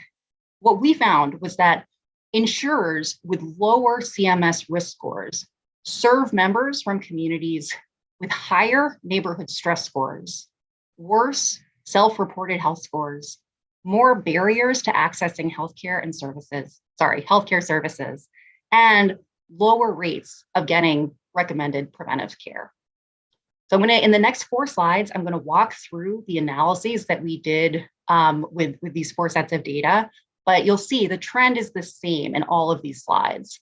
As neighborhood level indicators of health and healthcare access go down, CMS risk scores also go down. Next slide, please. So in this and the 3 slides that follow, the blue data points are the risk scores assigned to insurers by CMS. The blue dots are the same in all of these 4 slides. What changes in each slide is the contextual metric that we're comparing those CMS risk scores to. So in this slide here, payers' CMS risk scores are in blue compared to the neighborhood stress score of the communities from which the payer draws its membership in red. Now, the neighborhood stress score is a composite score built with American Community Survey data that reflects a community's social and economic stress through indicators like the unemployment rate, the percent of households without access to a car, and the percent of families living in poverty. This score, the neighborhood stress score, was created by Mass Health statisticians, and it's currently used in the Mass Health payment formulas for their ACOs. A high neighborhood stress score identifies communities facing social determinants likely to lead to adverse health outcomes.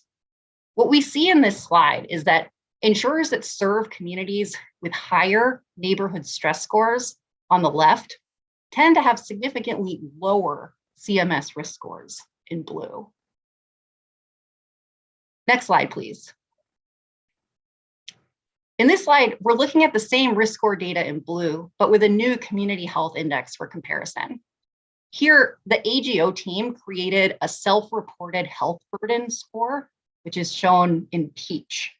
We built this score from CDC survey data, and it reflects the percent of adults in these communities who report in a telephone survey that their physical or mental health was not good in the last 2 weeks. What we see here is that insurers that serve communities where people are more likely to self-report that their mental or physical health is not good, again shown on the left, tend to have lower CMS risk scores compared to other insurers. Next slide. So in our next analysis, we built an index using American Community Survey data that we curated specifically to reflect social and economic barriers to accessing healthcare services. So the idea here was to test whether the counterintuitive inverse relationship that we had found between risk score and community stress, between risk score and self-reported health status, whether that could be explained in part by certain communities disproportionately facing barriers to accessing needed healthcare services. So embedded in this neighborhood access barrier score shown in green, we included data like the percent of families without access to a computer or broadband internet, the percent of households led by single parents, and the percent of households that carpool, as well as other data points. And you can see what we found was that insurers who serve communities with higher neighborhood access barriers did indeed have lower CMS risk scores. Next slide. I've got one more slide that follows this pattern, and then I'll try to pull it all together. So here, in the last of this series, we created a community preventative care index.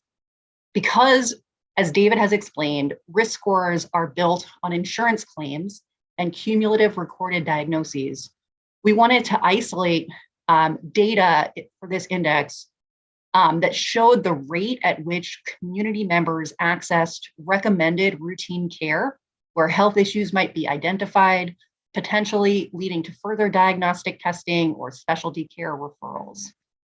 So what we built into this preventive care index, shown here in purple, is from CDC survey data, and it includes data such as whether the survey respondent reported having a routine checkup within the last year, whether the respondent had received recommended cholesterol screenings, colonoscopy, and mammography services, as well as whether the respondent was up to date on a core set of clinical preventive services. What we found here is that insurers that serve communities where respondents are more likely to report skipping those preventive care visits have lower CMS risk scores. Next slide, please. So how do we explain this? There's clearly many factors at play here. First, healthy members of all income levels tend to select lower cost plans, knowing that they're unlikely to need to actually use services. This is exactly what the ACA risk adjustment program is meant to address and correct for. But this dynamic doesn't explain the demographic differences and the differences across social determinants of health that we observed across communities served by different insurers.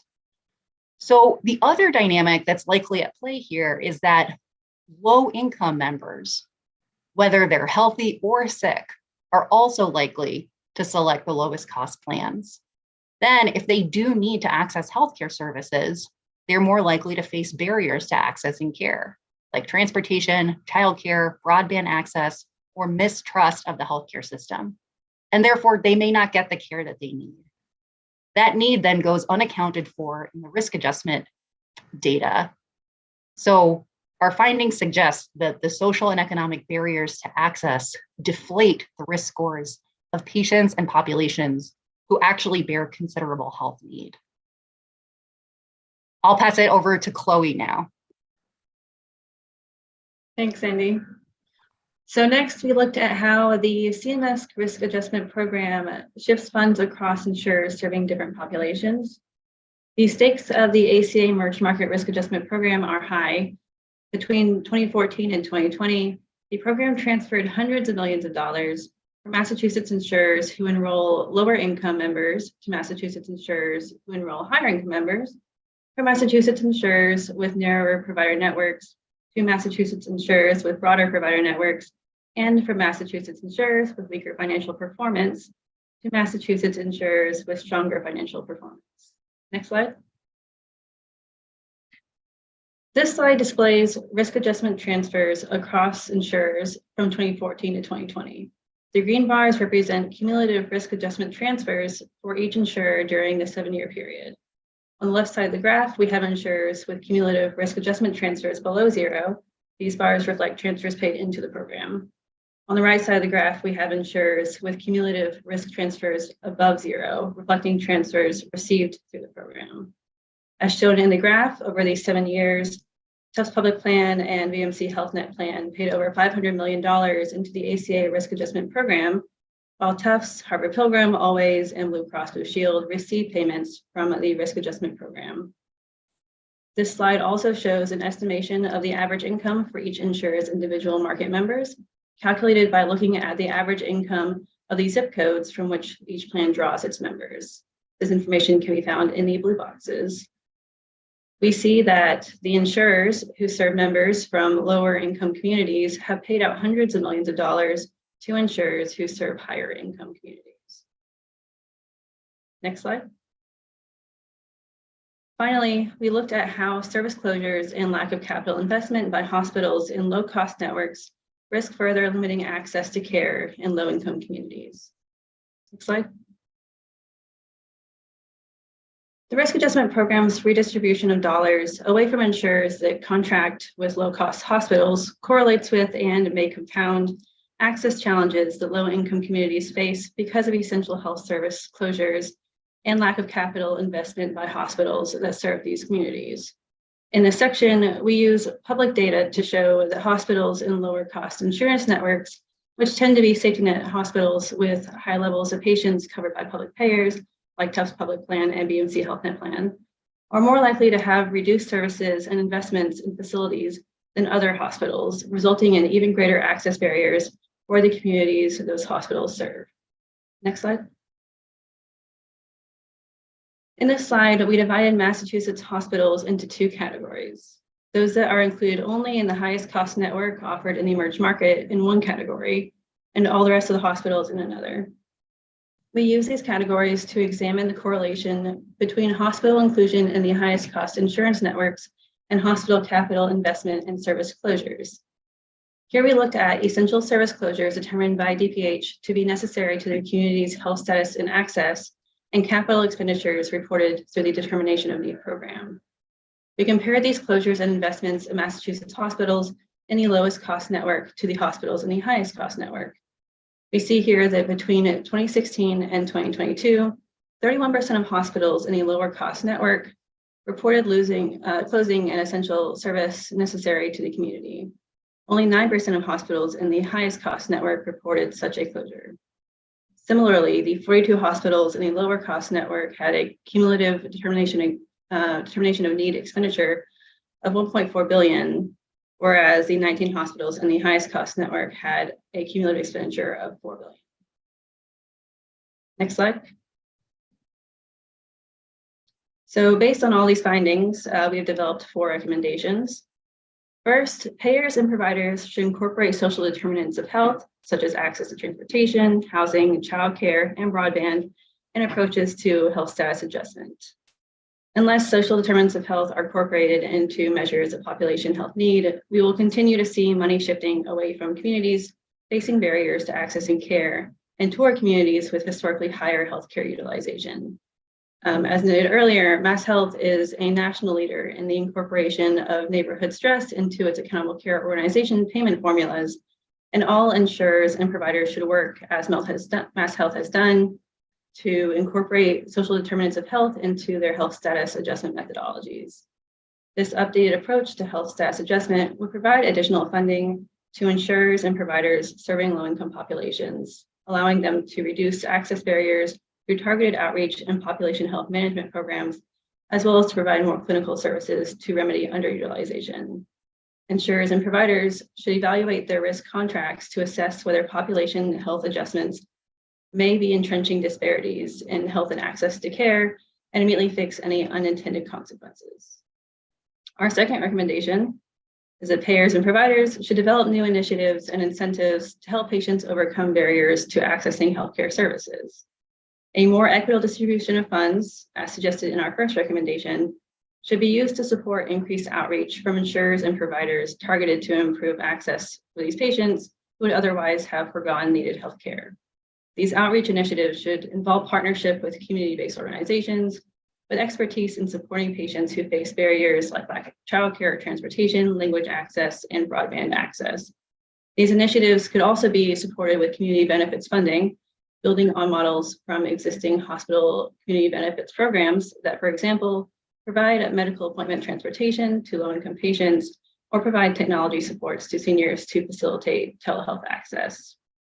Our third recommendation is that Massachusetts and CMS should partner to scrutinize unintended equity implications of CMS's risk adjustment methodology, including by examining opportunities to include social determinants of health or modify the use of the statewide average premium. In particular, MassHealth's successful creation of a population risk score that incorporates community-level social determinants of health could serve as a model for future CMS changes. Finally, policymakers should pursue fundamental changes to cost containment policy with the goal of preserving safety net providers, which are so critical to lower-income residents in high-stress communities. These recommendations provide a roadmap to advancing a priority at the intersection of healthcare cost containment and health equity, the alignment of healthcare resources to need. Thank you for the opportunity to present, and we are happy to take questions now. Terrific presentation. Very important work. Unmet need looks like lower risk, and it isn't. Comments and questions from the commissioners? Discussion?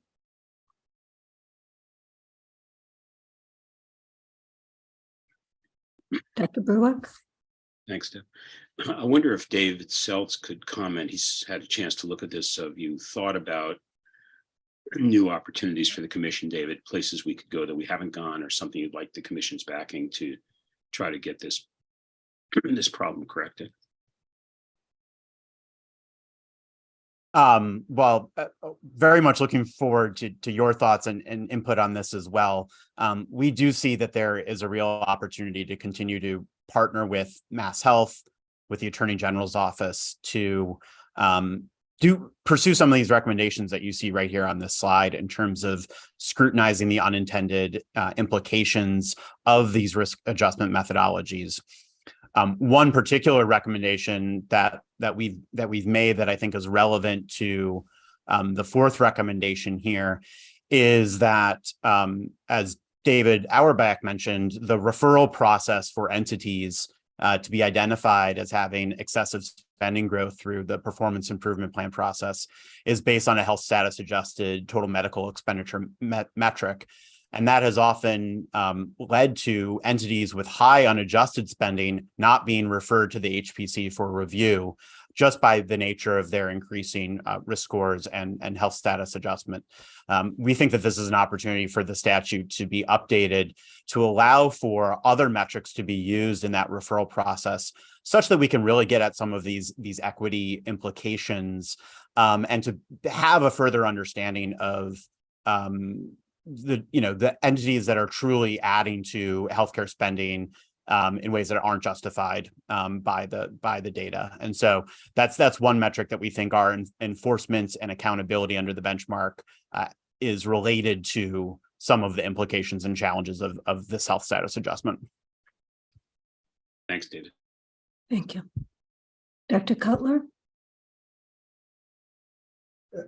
So thanks for the presentations. I think on the presentations, I'm going to require my PhD students to just watch the videos because they were that impressive and that accurate. I guess a couple of comments. One comment I was going to make is one that David Sells just made, which is that I think we ought to keep pushing even harder if we can our recommendations with respect to the health status adjustment in the TME calculation, because that really, this points out not just the difficulties with it, but the unfavorable distributional implications of it. So beyond just it obscures the truth, it's obscuring the truth in a particular way that's very harmful.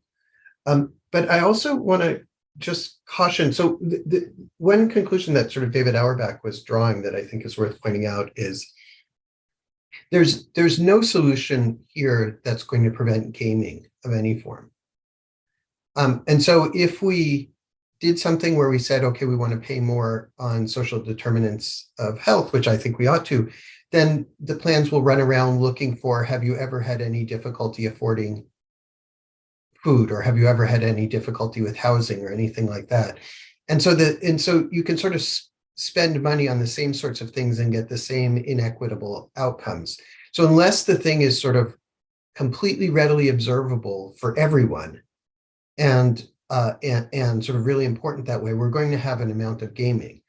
It may be less under some things than under others, like, people clearly didn't anticipate how much gaming there would be under the diagnosis-based risk adjustment, and maybe there would be less under the under some type of sort of more community-based risk adjuster. But from my mind, I'm sort of taken from this episode that we need to banish the idea that we're going to get it perfect.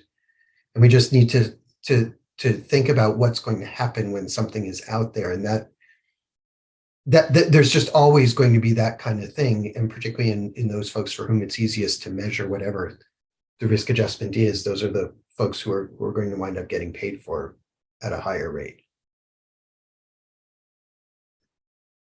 Thank you, and I should note that David Auerbach does have a few more slides for some potential considerations for at least improving some of these methodologies that we want to talk about as well. But Undersecretary Peters. Sure. Thank you. And thank you, Sandy and Chloe, for this really, really excellent presentation. On the recommendation number one, I have sort of a two-part question. With respect to recommendation number one, are you aware of any commercial payers or providers, examples of payers, providers incorporating these social determinants in their approaches to HSA? And to the extent that we're looking for more payers and providers to be incorporating social determinants into the health status adjustment methodologies, do you feel like it needs to be an all or nothing approach? In that, do you see challenges if only certain payers and providers start incorporating social determinants? Do you think that's an incremental positive step, or do you feel like it really needs to be a system-wide approach to incorporating social determinants? Thanks, Lauren.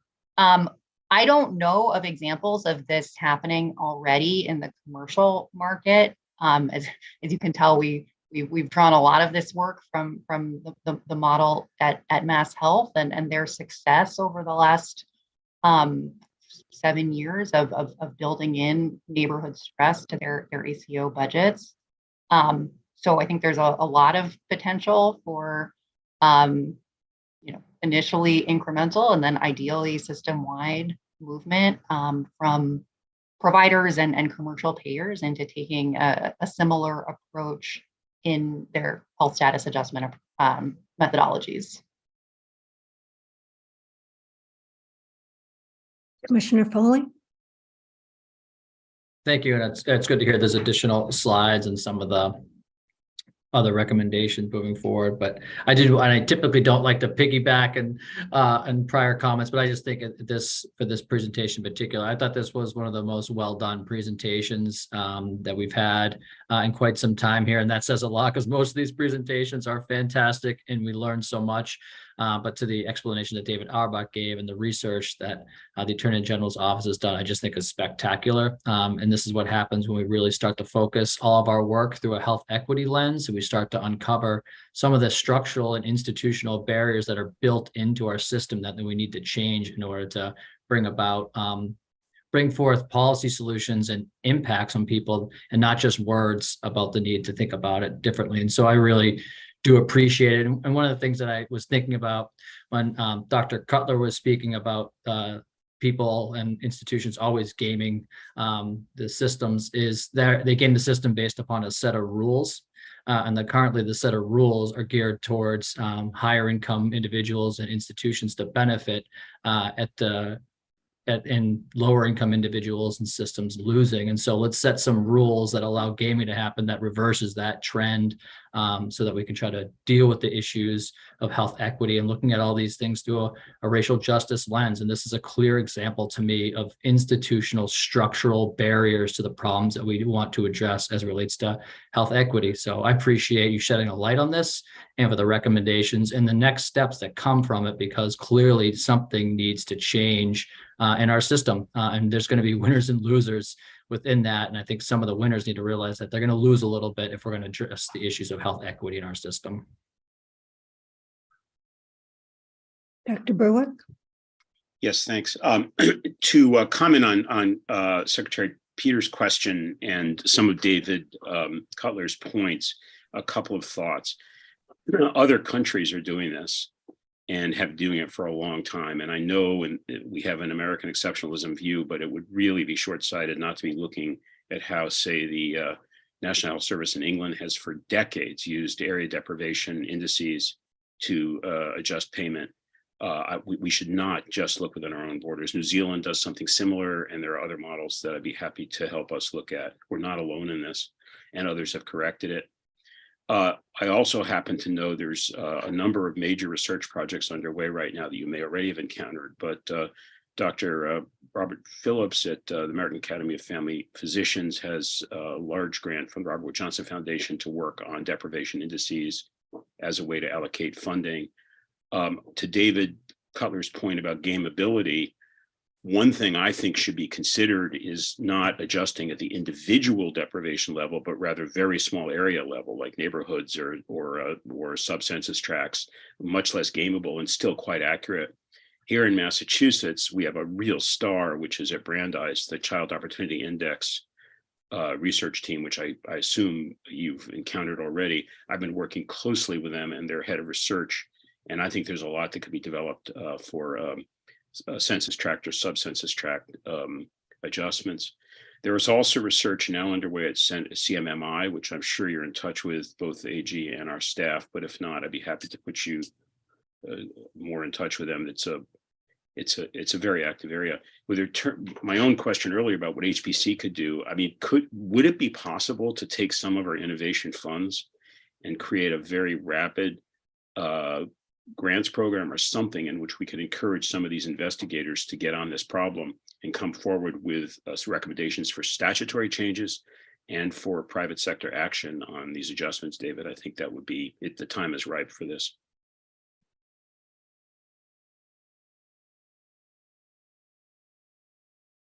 Great suggestion. Other input, comments, questions? Yeah, I've got a question, Deb. Oh, please. I'm so sorry that I'm not seeing your hand on the screen. Yes. I apologize, Dr. Kreider. That was my bad. Here I am. Great. Let me echo what Don said about looking at other models. I thought of that in particular in the recommendation or in the description of essential services being cut, and we should define essential services. That is a rabbit hole. We got to be very careful because one person's essential service is somebody else's income, right? So it's that this is hard. By the way, this is really hard stuff. I think for the commission to take it on is certainly worthy, but this is hard to get it right. And I think tied to that is given the current state of hospitals that we've talked about before, it's not good. We've got the worst operating margins, the highest debt to capital ratios, the fewest number of cash days on hand for hospitals in aggregate. And some hospitals are better off than others, but the community hospitals and the rural hospitals are in really, really deep trouble. And what is likely to happen is that they will reduce services as part of an adjustment. And they'll certainly do it before they reduce bureaucracy, their own bureaucracy, before they reduce their own general and administrative services. So again, this is hard, and it's going to be harder still, I think, to come up with a refined proposal to the AGO's recommendations under today's circumstances. The other thing I'd say, the optimistic, I am a glass half full kind of person, but there is a self-correction in risk adjustment that is on the horizon.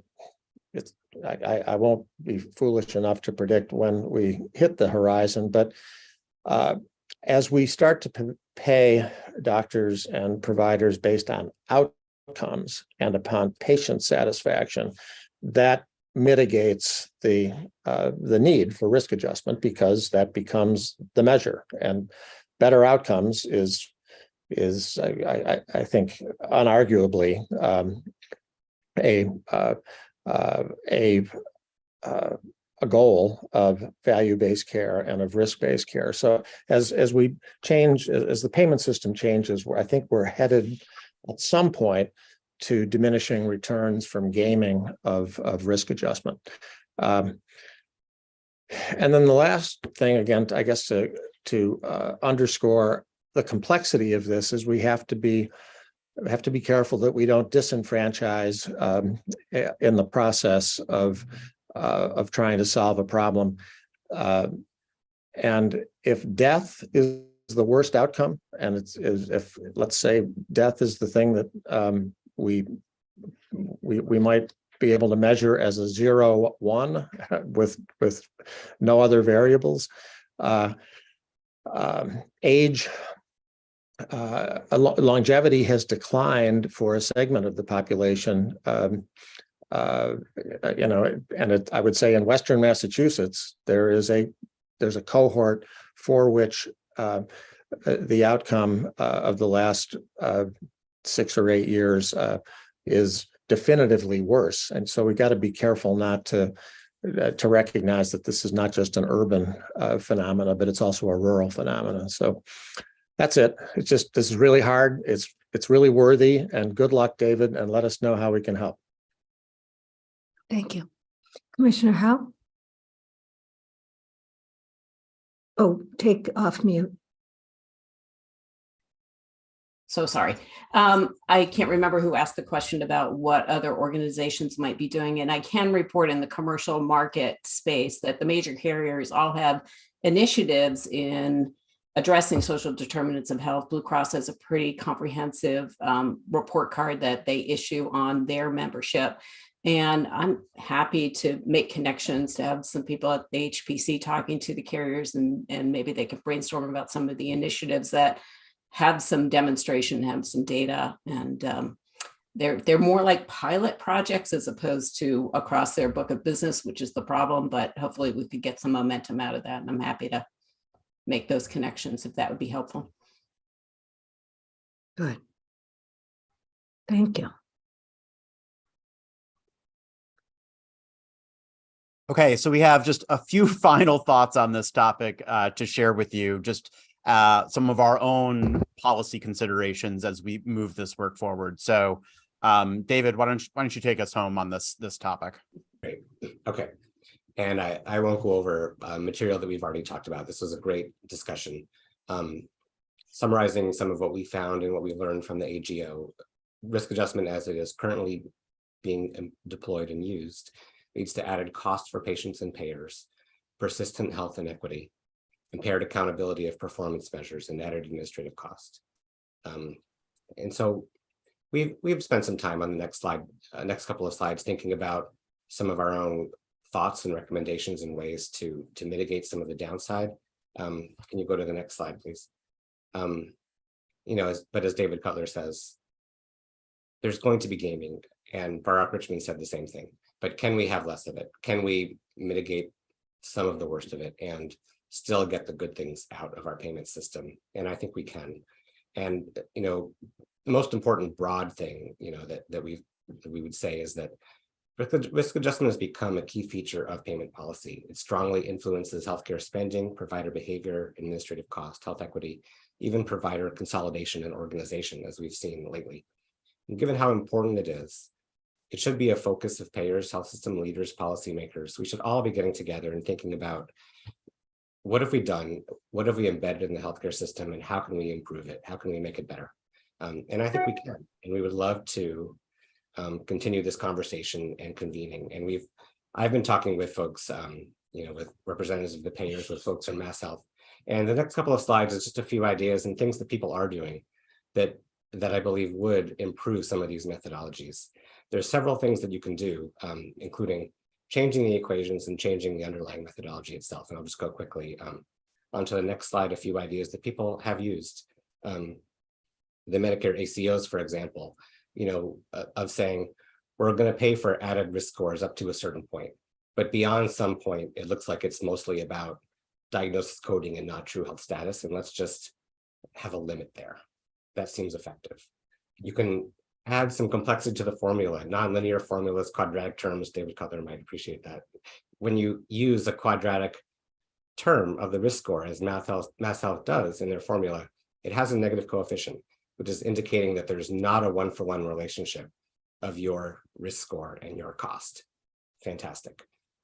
You can use a blend to sort of downweight the diagnosis part of the risk score and upweight some of the other things, such as age, sex, social determinants of health.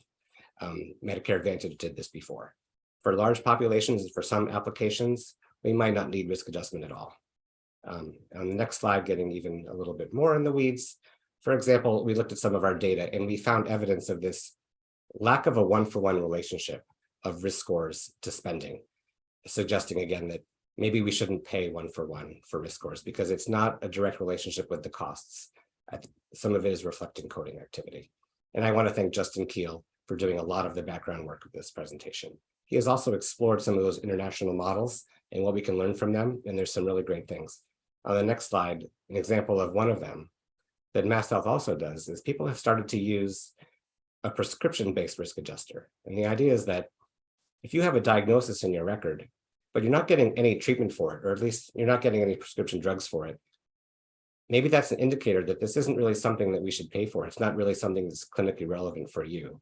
And so people have developed an RX-based risk adjuster, and Mass Health is using this, and it does add into the risk adjustment, and it should reduce diagnoses that don't have implications for that patient.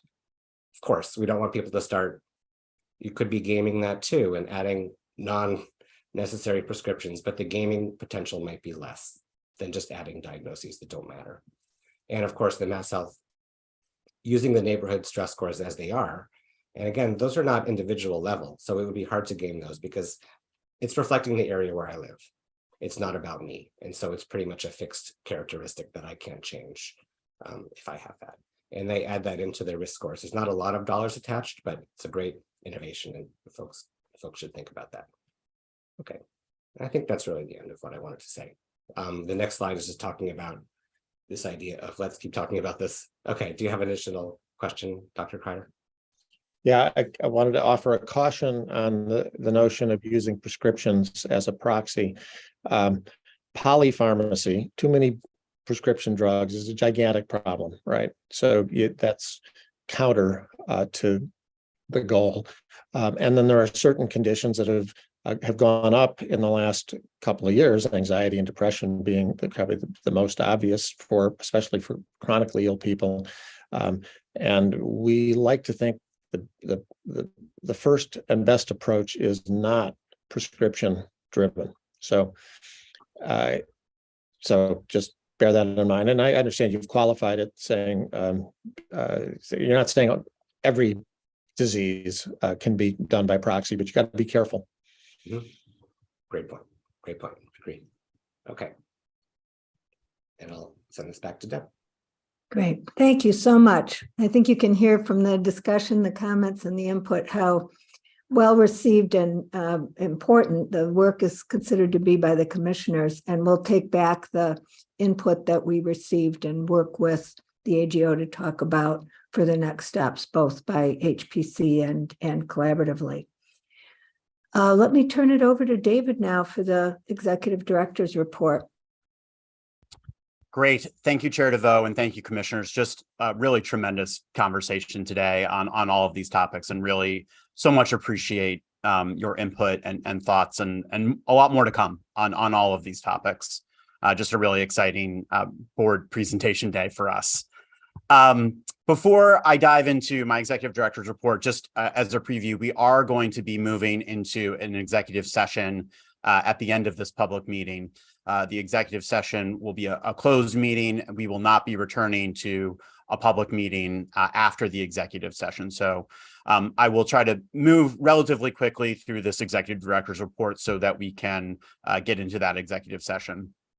Before I highlight the one topic that I did want to discuss, I think it's important to acknowledge a landscape change in the political landscape of Massachusetts. We are very excited to congratulate Governor-elect Maura Healey, Attorney General-elect Andrea Campbell, and Auditor-elect Diane DiZoglio. These three constitutional officers are appointing authorities at the Health Policy Commission. We are so excited for their election and for their tenure, which will begin in January. And we very much look forward to working with all three of those offices in the coming year and in the next 4 years. I also want to acknowledge that as part of that transitional change, there was a recent announcement this week of a new Secretary for Administration and Finance. Matt Gorkowitz has been selected by Governor-elect Healey to lead that important secretariat and to lead the development of the state budget. We are very excited to work with Matt and his team in the next year, and do want to recognize and thank Secretary Heffernan for his contributions to the Health Policy Commission over the years. Thank you for your service, Secretary Heffernan. And finally, it is really a pleasure for me to announce to this group that one of our own, in terms of one of our fellow commissioners and Commissioner Designee Lauren Peters, has been selected unanimously as the next Executive Director of the Center for Health Information and Analysis. Undersecretary Peters has been a part of the HPC for a very long time, has been participating in these meetings and supporting the work of the HPC for really the last 8 years. We are so grateful for your service in this role and in your previous role. We are so grateful for your partnership and collaboration these 8 years. And we are so excited that that partnership and collaboration will continue in your new role as Executive Director of CHIA. I do want to acknowledge and congratulate Ray Campbell for his leadership at CHIA these many years and for the really strong partnership between the Health Policy Commission and CHIA that makes so much of this work possible. And I think I speak on behalf of all of the HPC staff and board when we say congratulations, Lauren. We are so excited to continue that partnership and collaboration into the future and to continue to advance our shared goals of an affordable and transparent healthcare system. Well, thank you, David. And you forgot to mention my former role as an HPC staffer as well. Before my designee roles and various seats on the commission, both during my tenure at ANF as well as HHS. But it's really been an honor and a privilege to serve in the ANF and EHS capacity, but very much looking forward to joining the stellar team at CHIA and working closely with you, David, the whole HPC commission, as well as the staff at HPC. So excited that I'm not going far, and I know that we have a lot of work ahead, but looking forward to the continued partnership and collaboration.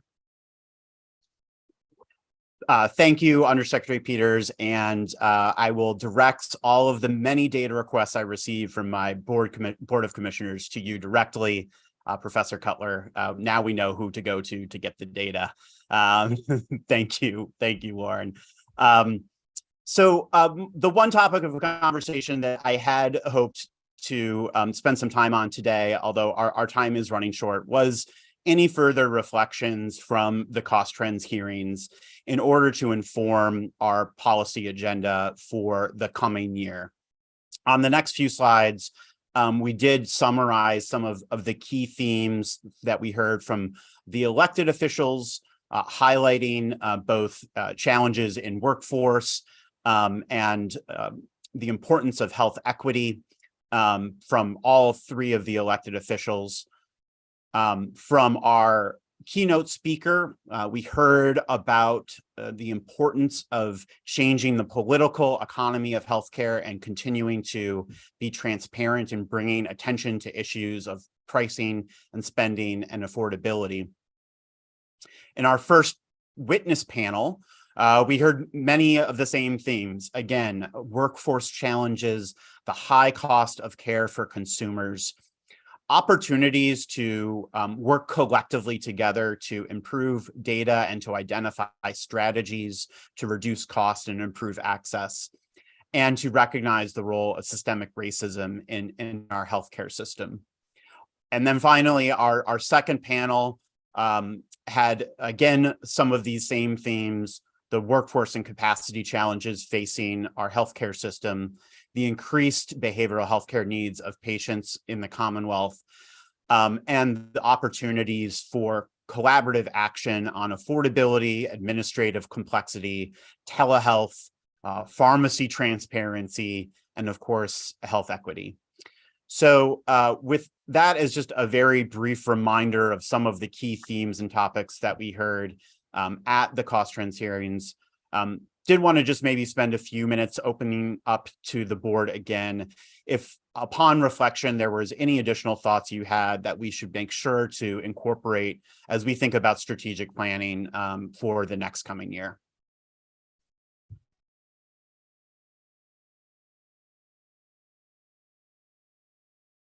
Professor Cutler? So David, one thing that struck me about the cost trends hearings is in past years, we've often worried about like prices being too high and implicitly profits being too high. You know, so certain organizations were just making too much in profits and then they were sort of dissipating that on whatever. And we thought, look, there has to be some more savings to the payers. And one of the themes that kept coming up for me this year was that input costs have increased a lot. And so that's wiped away whatever profits there were, and then more some. And so some more are in trouble. And so a couple of thoughts. One is I think we should probably do something as a commission on kind of where are we with respect to the viability of different parts of the healthcare system, not necessarily institution by institution, but just like as a whole, where do we think we are now? To the extent it's temporary, how much temporary relief is appropriate? To the extent we think it's longer term, what do we do about it? So they're sort of on the cost, on what does that mean for folks? And then the other thing is, I think we do need to turn back to this issue, with sort of, it doesn't strike me as in the near term, we can push most providers for lower prices without also pushing for lower costs. Because if you lower the prices without lowering their input costs, that's just, taking away whatever margin isn't there anymore.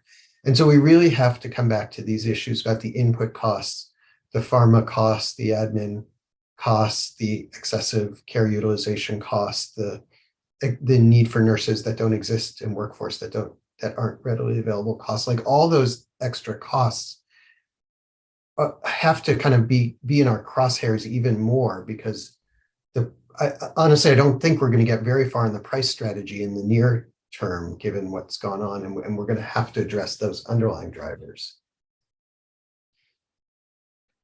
Thank you. I agree, and certainly the issues of kind of input costs and operating costs was a theme that we heard, and we often focus on spending.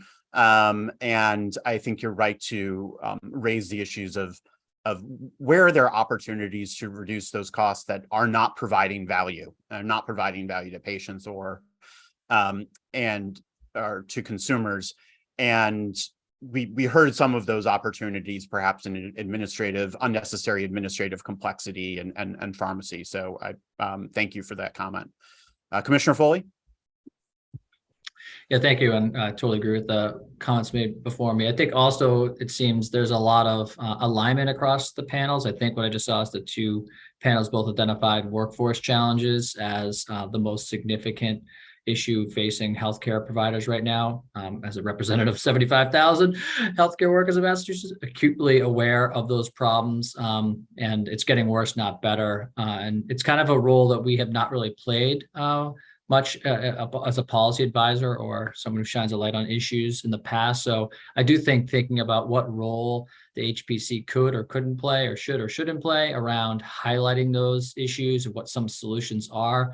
I highlighted when we did the cost trends report with the policy recommendations, and I thought the workforce piece was a little short on solutions. It highlighted the problem, but we're still in the midst of doing the survey and the report as deemed by the legislature on workforce issues. So I do think thinking about what is our role within that space, to take what we learned from the cost trends hearing and maybe diving into some immediate policy solutions. I know it's a long-term problem that we need to solve, but it's continuing to come up. And I think it's universally seen as the number one issue for providing quality healthcare in the Commonwealth is the workforce issue. So how we approach that and think about that, I think is one major takeaway that I have, and look forward to the conversations about in the future.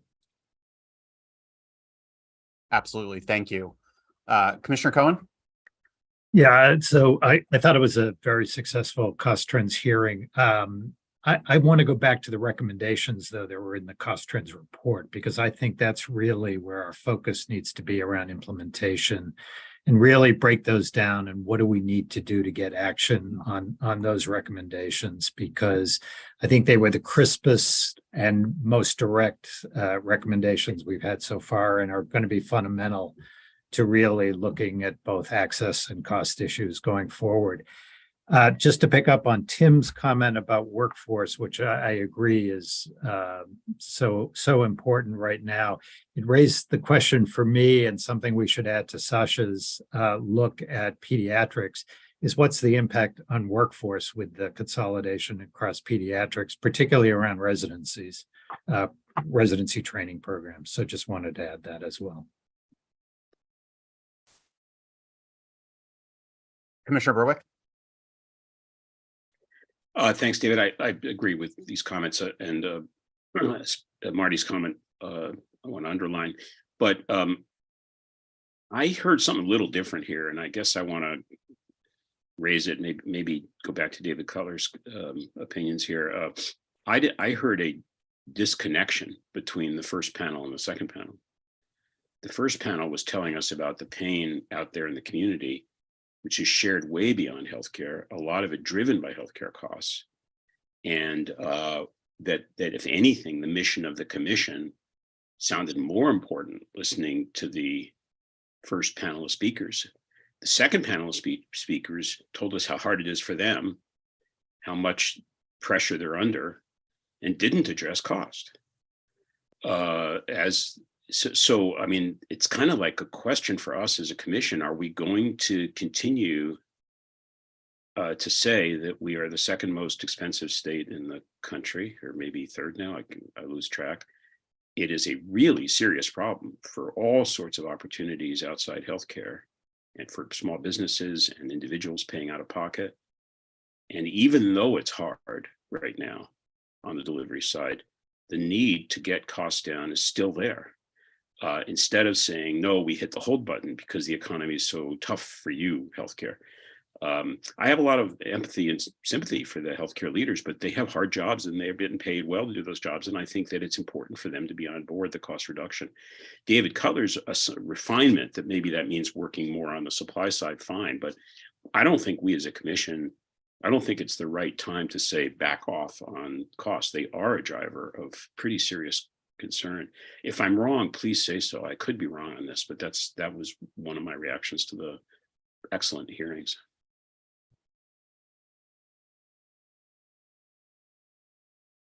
I agree with that. I agree with that observation. And I feel that we can't allow the discussion to become, let's give up on affordability because of the workforce challenges right now.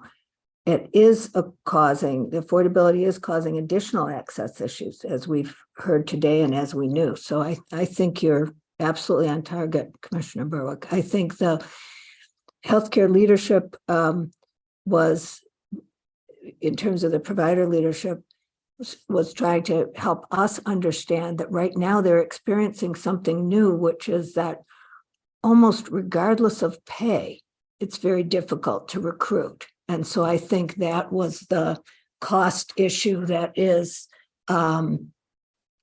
emerging now as a new challenge. But I agree, we can't let that mean that we take the focus off of affordability.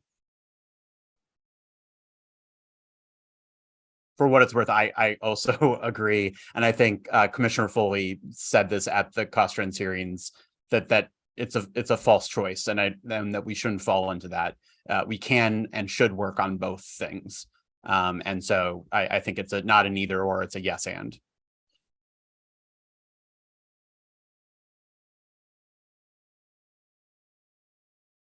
Dr. Carter? Yeah, I don't know whether it's our purview or not, but I agree that this is not the time to back off. I said a little earlier, I think 23 is going to be the most tumultuous year ever. I mentioned a couple of hospital metrics. The bond market is starting to reflect that for hospitals. And I don't know, it seems to me we should be asking, what are they doing to plan ahead? Are they, if these trends continue, say maybe they'll turn around, I don't know, but if these trends persist, what are they going to be doing? Are they going to be reducing programs? Are they going to be reducing G&A? Are they going to be changing their contracts? They didn't really offer any solutions. It was really a description of how difficult the problems are, and they are difficult. I'm not trying to be difficult myself. They are very difficult, but we don't want to be surprised in February and bankruptcies start. And I don't know, David, and really I look to you. In the decade that's passed, I don't think we've faced these kinds of financial pressures before. Well, we've faced them transiently in the first 3 months of COVID, but this is different, I think, and we should not be backing off. I think we're going to be irresponsible if we're just reactive instead of at least mildly proactive. Commissioner Blakely. Thank you, Chair. It seems to me that a defining limiting factor in all of this is staffing. We have hospitals with major building events going on right now, adding 80, 90, 101 beds with no clear understanding of where the staffing is coming from, with hospitals already showing vacancy rates of 20, 25%, turnover rates higher than that. The churn and the environment for all sorts of clinicians as well as support workers is so high and so heavy that it is a limiting factor in the ability to staff beds. There are hospitals here now who have units closed, who could use those units. They're closed because they cannot staff. And when staffed poorly, raise all sorts of challenges for the clinicians trying to provide safe, appropriate, and ethically founded care. And so as we look at these factors and as we consider these factors, a major question has to be, what happened to those clinicians and staff out there? Where are they? Can we get them back? And what's going to be the cost of getting them back? And I don't just mean financial cost. There are other costs as well. So I think we need to do a deep dive into some of that if we want to really move this along. Thank you. Thank you. Other comments or input?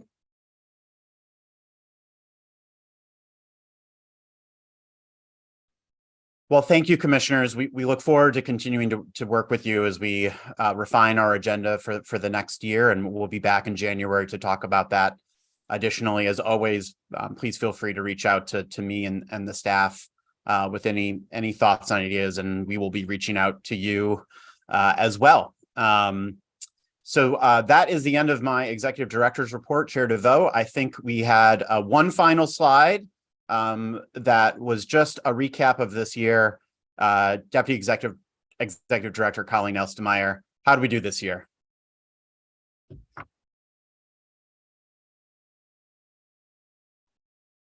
David, we did great.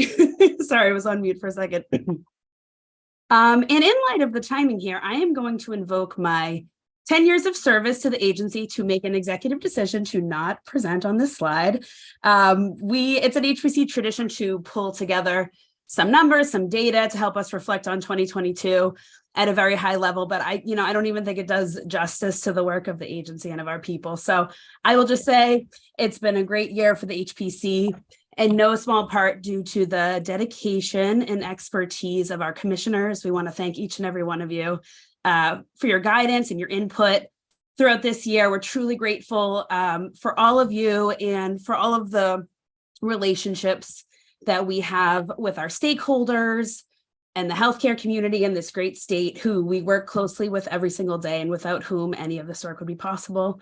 But finally, most importantly, I just want to take a minute to thank our incredible staff at the HPC for your work and your dedication to the agency this year. We've had such a great year. You are the reason for the important and impactful work that comes out of this agency. We appreciate you. We thank you so much. So I will post this slide to all of our socials, and please feel free to check it out there.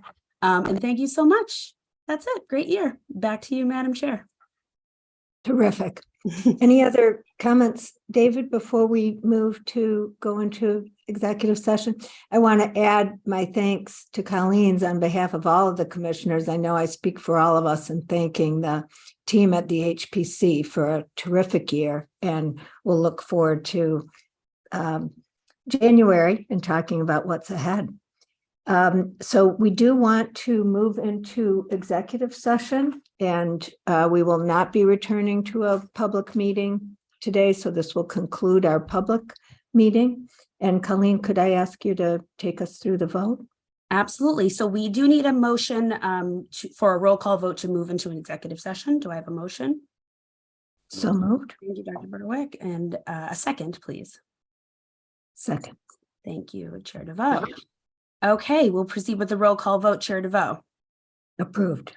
Vice Chair Cohen, Aye. Commissioner Berwick, Aye. Commissioner Blakeney.